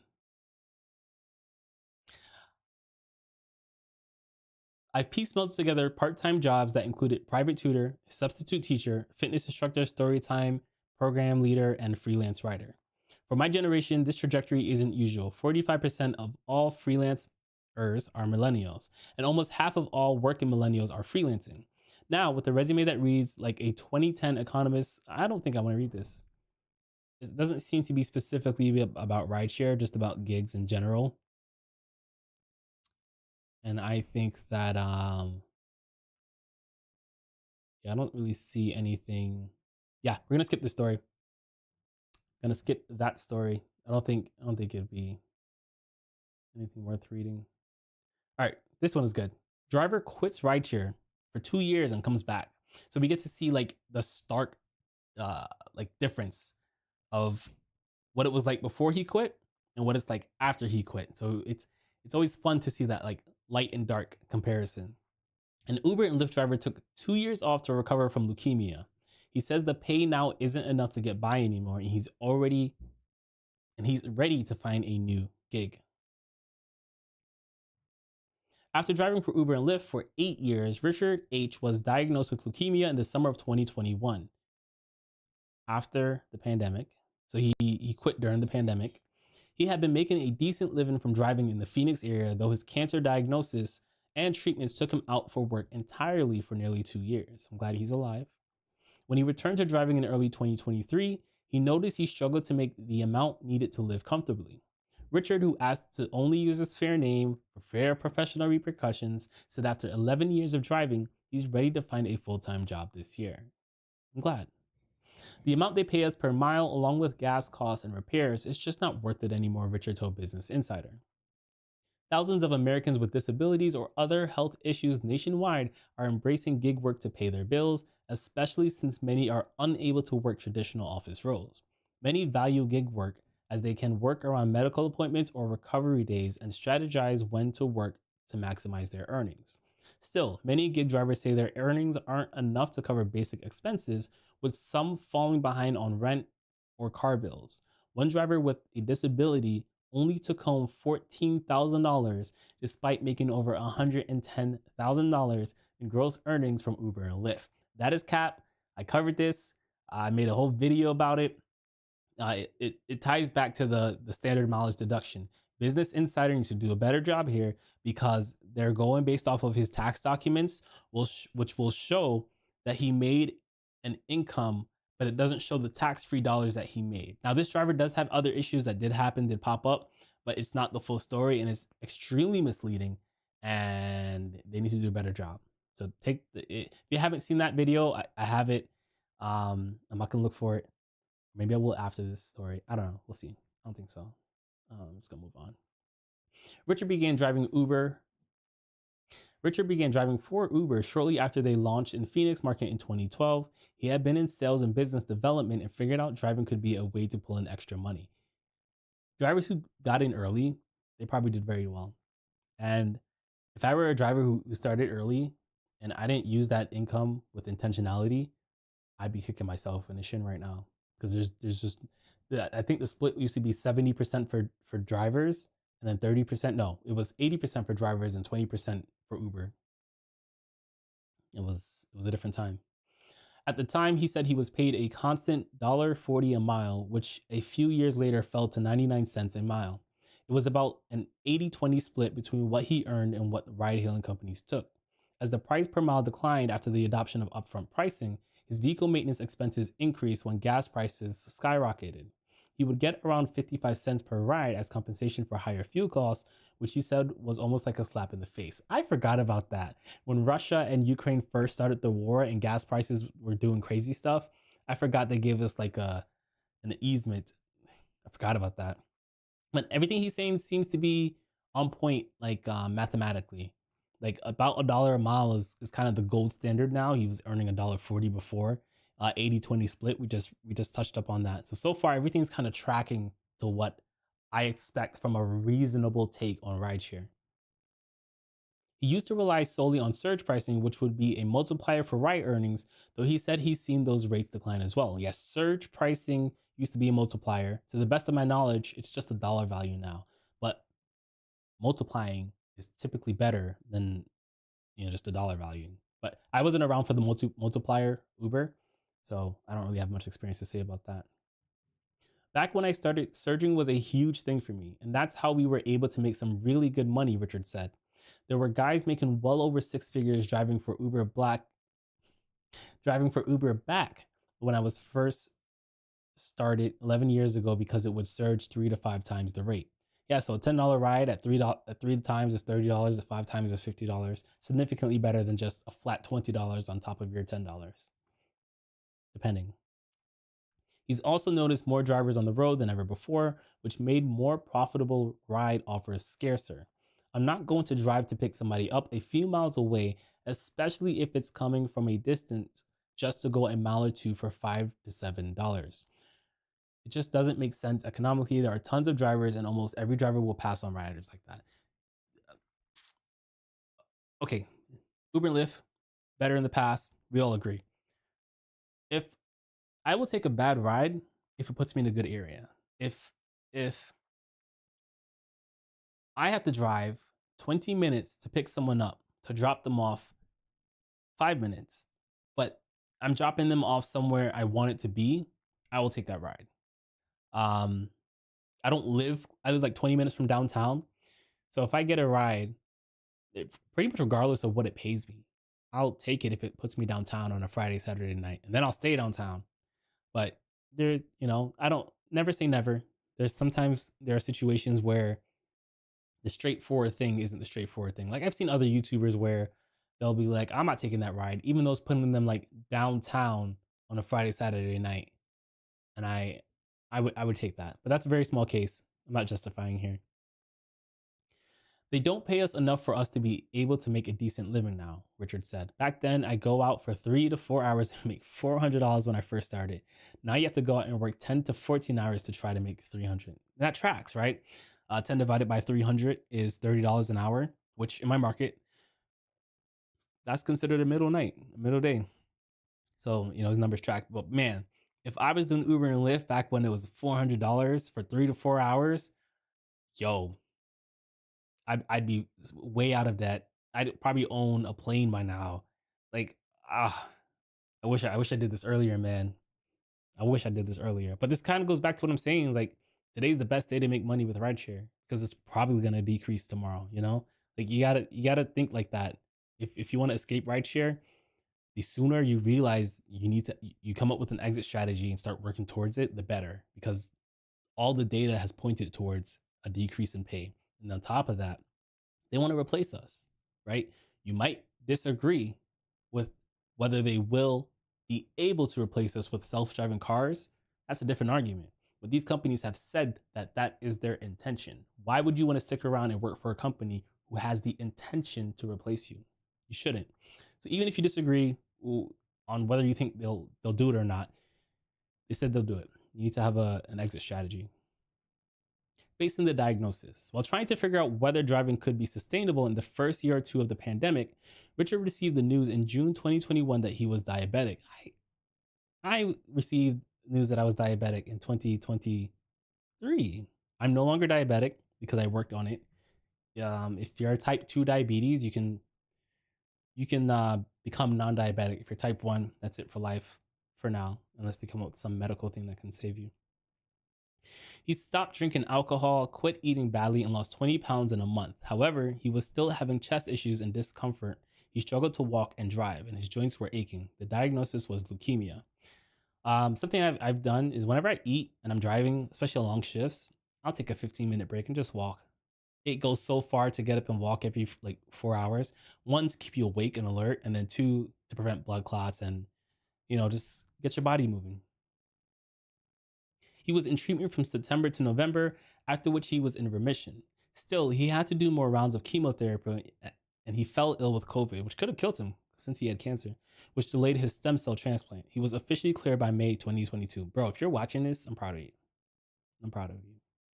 He needed to isolate for nearly a year to get his health back and build up his healthy blood counts. During this time, he was able to pull in some income from a sunscreen business he runs at home, but money was still tight. Man was making money selling sunscreen business during the pandemic. I guess people were going outside more often. Interesting.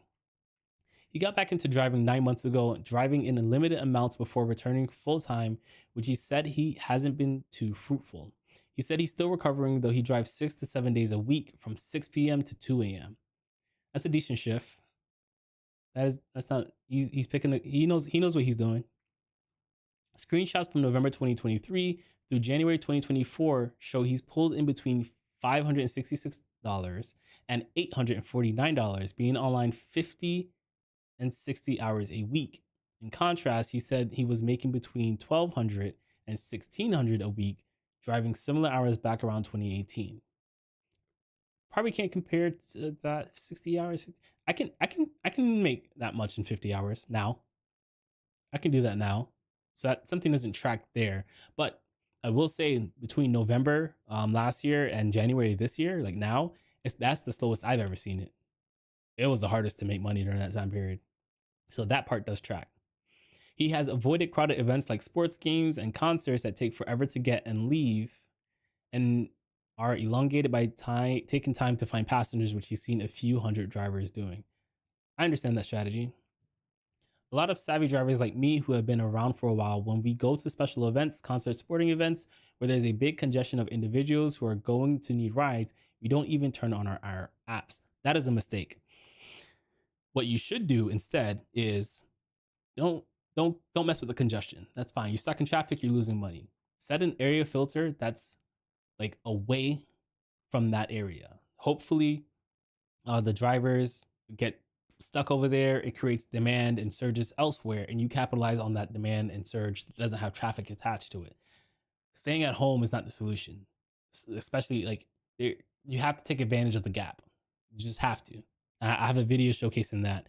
It's called How I Doubled My Income with New Lyft Strategy. I screen record. I show you exactly what's happening. There's a concert happening here, and it's causing a vacuum down here. And even though the bonuses and surges are stronger up here, I stay down here and take the mid surges because I know I can do a lot quicker rides without the traffic. So I don't agree with that part of his strategy. We get near the events, we're right next to the pickup area, and we just talk to people and look at what the pricing is on the app. People do this at the airport in my town, and they don't make any money. He's done freelance fiber optics repair work to pull in extra cash, though he's looking for a full-time position this year. He said he's been interviewing with a few companies, which has been difficult due to the gap in his job history. Once I get a full-time gig, I may not even have to drive, Richard said. I just have to provide for my family. I respect it. The very balanced take. Pretty much the only thing I disagree with is just not turning the app on at all during like surges. You have to figure out how to operate in the gap. But the numbers he's given out, they're not unreasonable. Very balanced take. You know, I liked it. I respect it. Very balanced take. That's very rare for these Business Insider articles, and even more so for some drivers.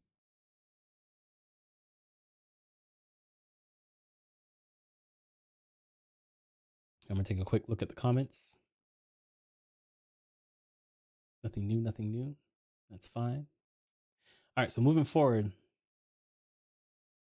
And so I've never reacted to a TikTok before, and today's gonna be the first time. So there's this girl. She says Lyft feels I only deserve 40% of the pay. Frustrated driver reveals how much she actually gets paid. So we're gonna listen to her, and I'm gonna offer advice, and I'll try not to be mean. I'm trying my best. So many ads. All right, let's just find the TikTok. All right, here we go. Uber and Lyft drivers were making.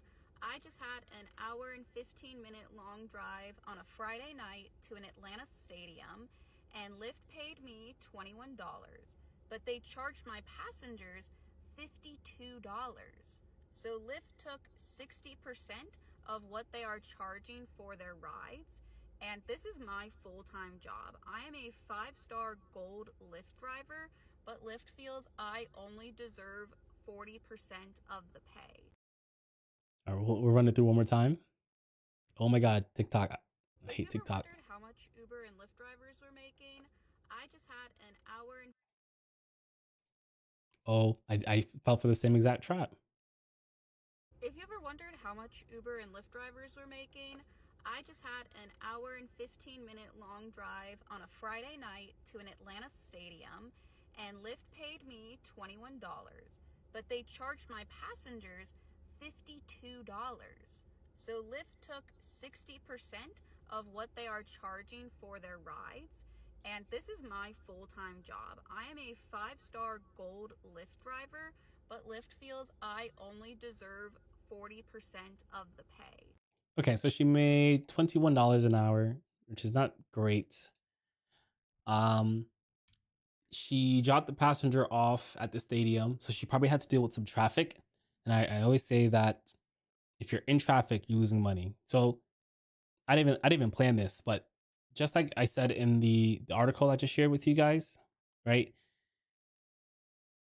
Avoid events, but understand that they will more than likely cause gaps somewhere else. So there could have been some other part of Atlanta that was seeing higher surges because everyone was getting trapped at the stadium. And that's what my recommendation would be here. And that's not to justify the amount she was paid for the amount of time she drove, right? It's not to say that, it's okay that Lyft took 60% if that's what it works out to. The shareholders need that 60% for all their hard work too, I guess that's a joke. It's to say that in the midst of being taken advantage of, we have to do what we can to protect ourselves. And and it's just the 5-star gold driver. I thought it was weird that she pointed out she's a gold driver. Being a gold driver is not difficult. In fact, whatever, it's not difficult. So it just kind of lashes on to what I said before with the previous guy. You have to figure out how to make the best use of surges in an indirect way.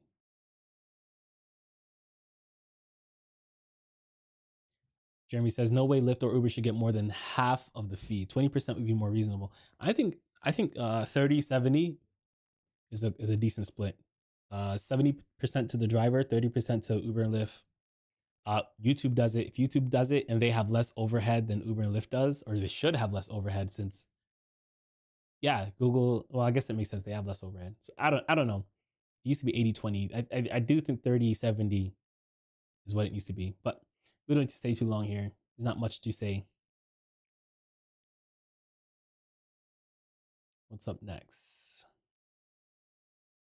All right, so this one is the boomer rideshare hack. So I try to sprinkle some positive stories in here. It's not all doom and gloom.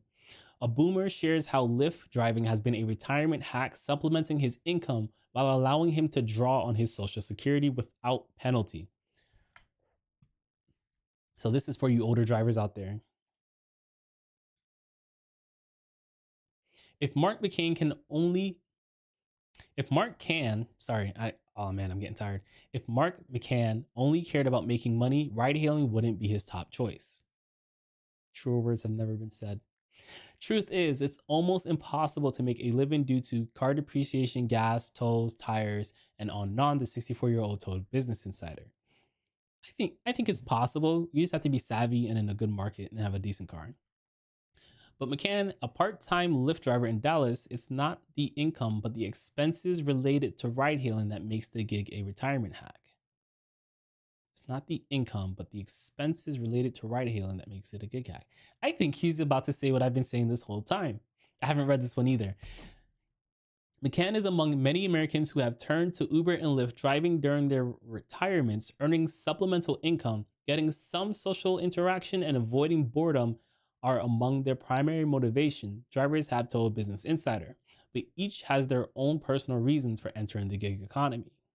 Drivers can deduct business expenses to reduce their taxable income. It's huge. It's so much bigger than you think it is. When he retired from a 32-year career in sales, he had enough savings to cover his living expenses, he said. For entertainment expenses, like travel and eating out, however, he planned to use income from a part-time job and draw on his Social Security benefits. Americans can begin claiming Social Security at age 62, though waiting until their full retirement age, 66 or 67, increases the benefits one is entitled to. We're not going to do that. Like, yes, we will get our Social Security benefits, but I'm going to teach you guys how to put yourself in a position to retire sooner than that. I'm going to live the experience first, and as I'm living it, I'm going to teach it to you guys, because who wants to listen to someone who isn't doing it? But there was one challenge with this plan. If Americans draw on Social Security before their full retirement age, then there's a limit to how high their taxable income can be before their Social Security benefits take a hit. The Social Security Administration says it will deduct $1 from benefit payments for every $2 one earns above the annual limit, which is $22,320 in 2024. I hate the government sometimes. This money isn't lost forever. The SSA says it will pay back any withheld benefits when people reach the full retirement age. I don't hate them as much as I thought I did. That's decent. I get it. That's not too bad. But for McCann, the ideal job would maximize his income while keeping it below the earning limits. He said ride hailing checked both boxes. In 2022, he made roughly $29,000 driving for Lyft, which is the amount he earned after the company took its cut, according to documents viewed by Business Insider. I want to stay on this for a second. I think he'd be better off dipping into his working above the threshold. And I know he'd receive less in Social Security now, but his ability to work as he gets older will only diminish because of old age. I think, just grand scheme, I'm thinking if I were in his shoes, how would I do this? I think that because that money will come back to me eventually, I would just, I probably wouldn't go overboard, but I don't want to retire in a position to where it's just my bills that are paid for. I'd rather retire and be able to enjoy life. So his plan is kind of like doing the minimum. And I think that's what put him in this position, because he was doing the minimum to begin with.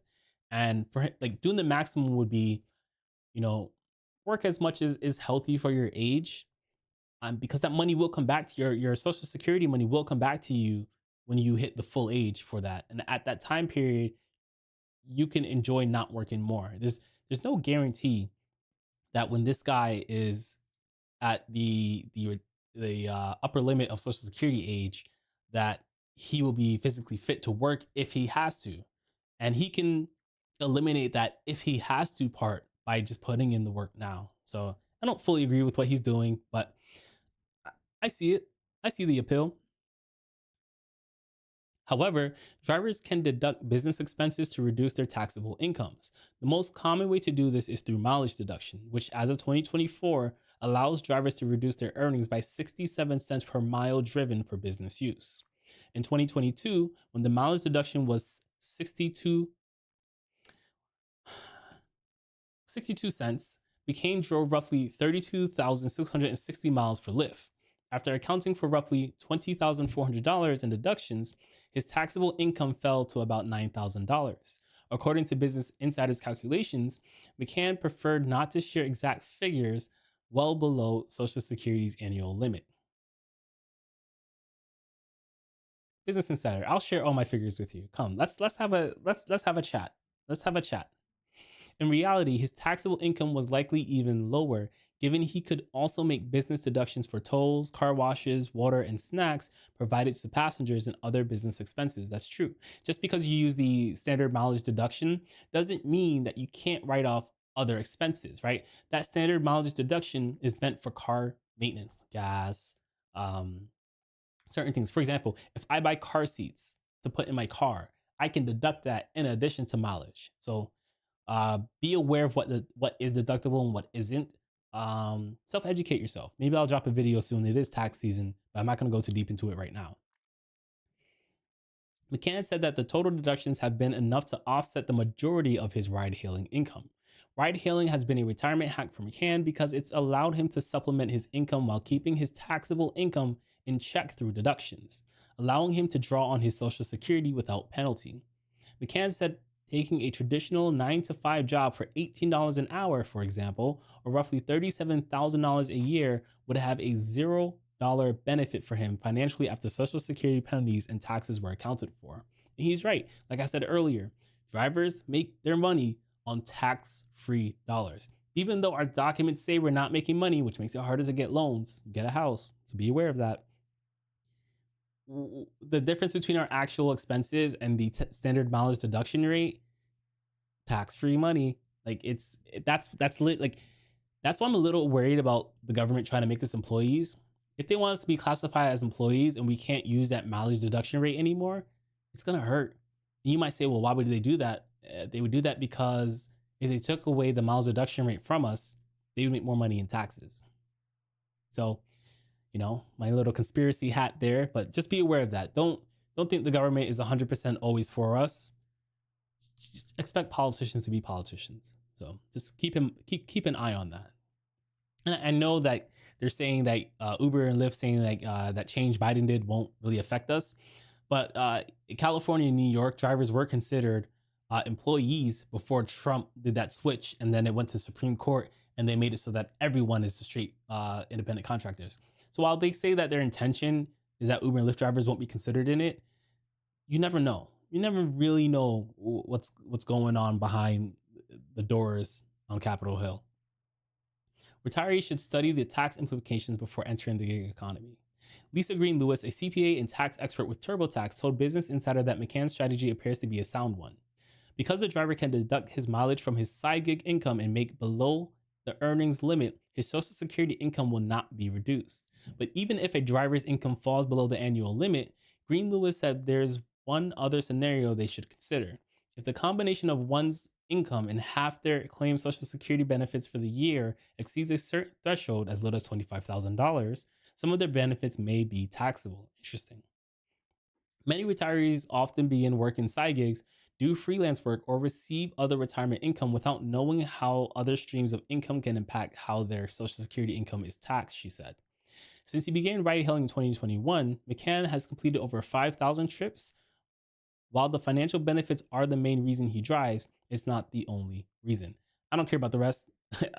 These drivers driving for non-financial reasons is not something I care to discuss. So, all right, we got some comments flowing in. Oh, not much. Free to salute. Salute? I can't pronounce that. Have you heard about teleport? What is teleport? Tell me about teleport.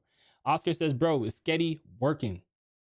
Okay, so listen, Sketty has not been working for several months, but for Android, they did just put a fix out and it is currently working. Now, I only use it for long rides and I haven't gotten any long rides yet, but when I dropped my threshold, I was receiving rides. I'm going to do a video about Sketty.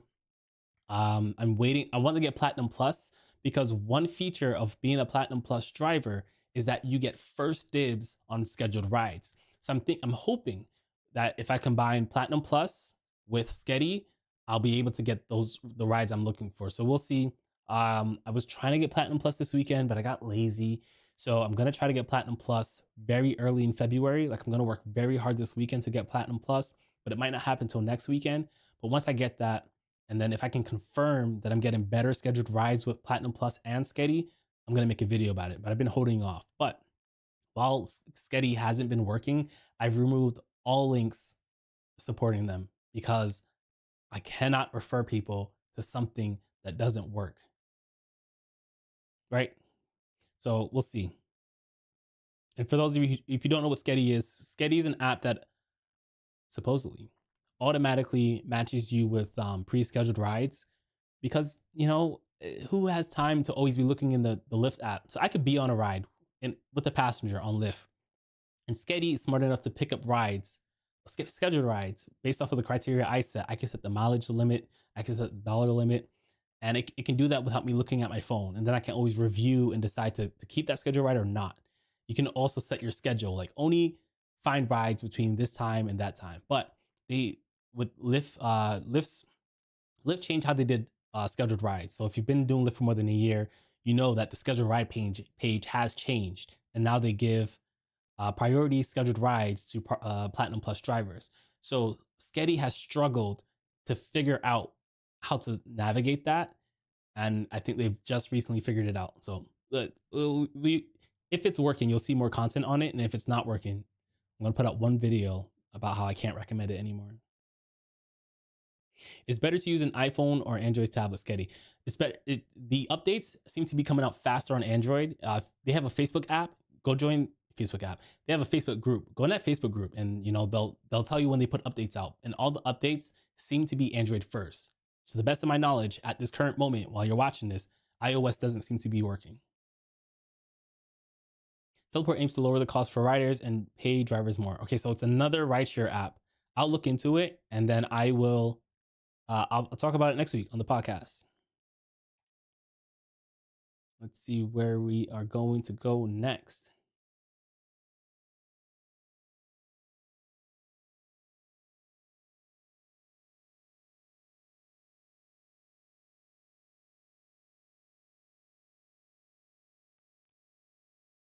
There's so many articles. I'm skipping over a couple. It's almost time. You know what? No, that's gonna be it. I'm gonna wrap up. If you guys have any questions you want to ask, lay it on me, because I'm about to get out of here and take a nap. I got some driving to do tonight. I gotta edit some videos. Maybe I'm gonna take a look at teleport right now. Let me see. Teleport rideshare.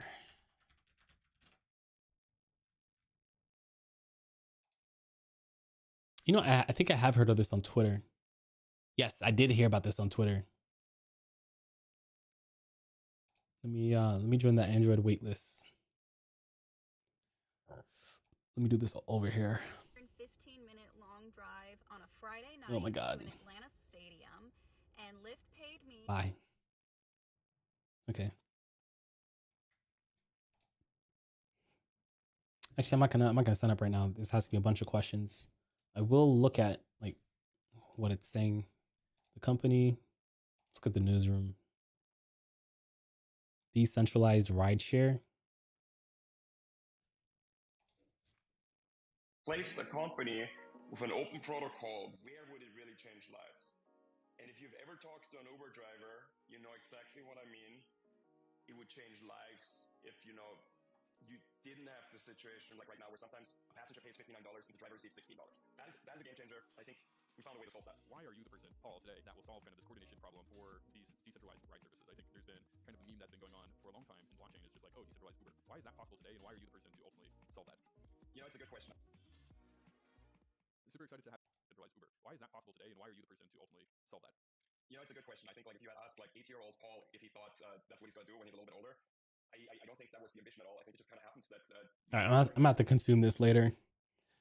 I'm not gonna watch someone else's video straight through on my stream. Okay, I'm out of here, guys. It was fun. Make sure you guys check out the Twitter space if you want to. I'm gonna go find it and put a link. It's not what I want. You can go here.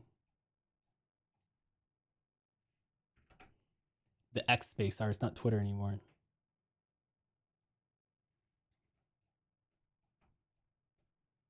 So, drivers, coast to coast. So I'm gonna put the link in chat. This will be up in like what 23 minutes. Be some. It's a good group of drivers. Very positive oriented, but they're also not afraid to say what's really on their mind. And I always have fun when I interact with these people. Okay, it still says twitter.com. So yeah, go over there, go enjoy it. Make sure you guys like this stream. Thumbs up, please. Thanks. Medina asks, do you prefer iPhone or Android for the rideshare apps? I prefer Android, period. Let me see if I can so this is the phone I'm using. I'm using the Galaxy Fold. You can open it, and then I can put like Uber on this half and Lyft on this half, and always have visual of both of them. Let me see if I can do it. Give me a second. This app is open on your PC. Because I have it open on the PC, it's gonna take a little bit. I gotta close it on my PC. Hold on. So I use this feature called Windows Link, which wirelessly lets me open apps from my Android phone on my computer, which is how I've been showing you how much money I make.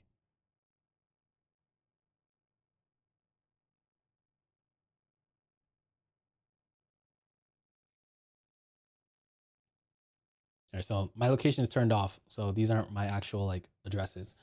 But hold on, let me switch to full cam.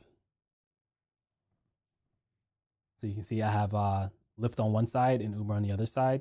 And it's really helpful, right? I'm able to, even if I have a passenger in my car, I'm able to see if I'm driving over a bonus on Uber. So like if I'm driving over a bonus and I'm about to drop a passenger off, I can just quickly go online on Uber and make sure I get that bonus. So this is the phone I'm using. This is a business phone. I only use it for Uber and Lyft.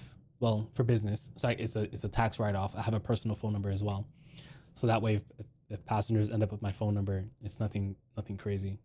It happens sometimes. It's not supposed to. But it's been fun. See you guys next week. I see you guys in the comments, actually. Watch my videos. Like all the videos. Leave a comment.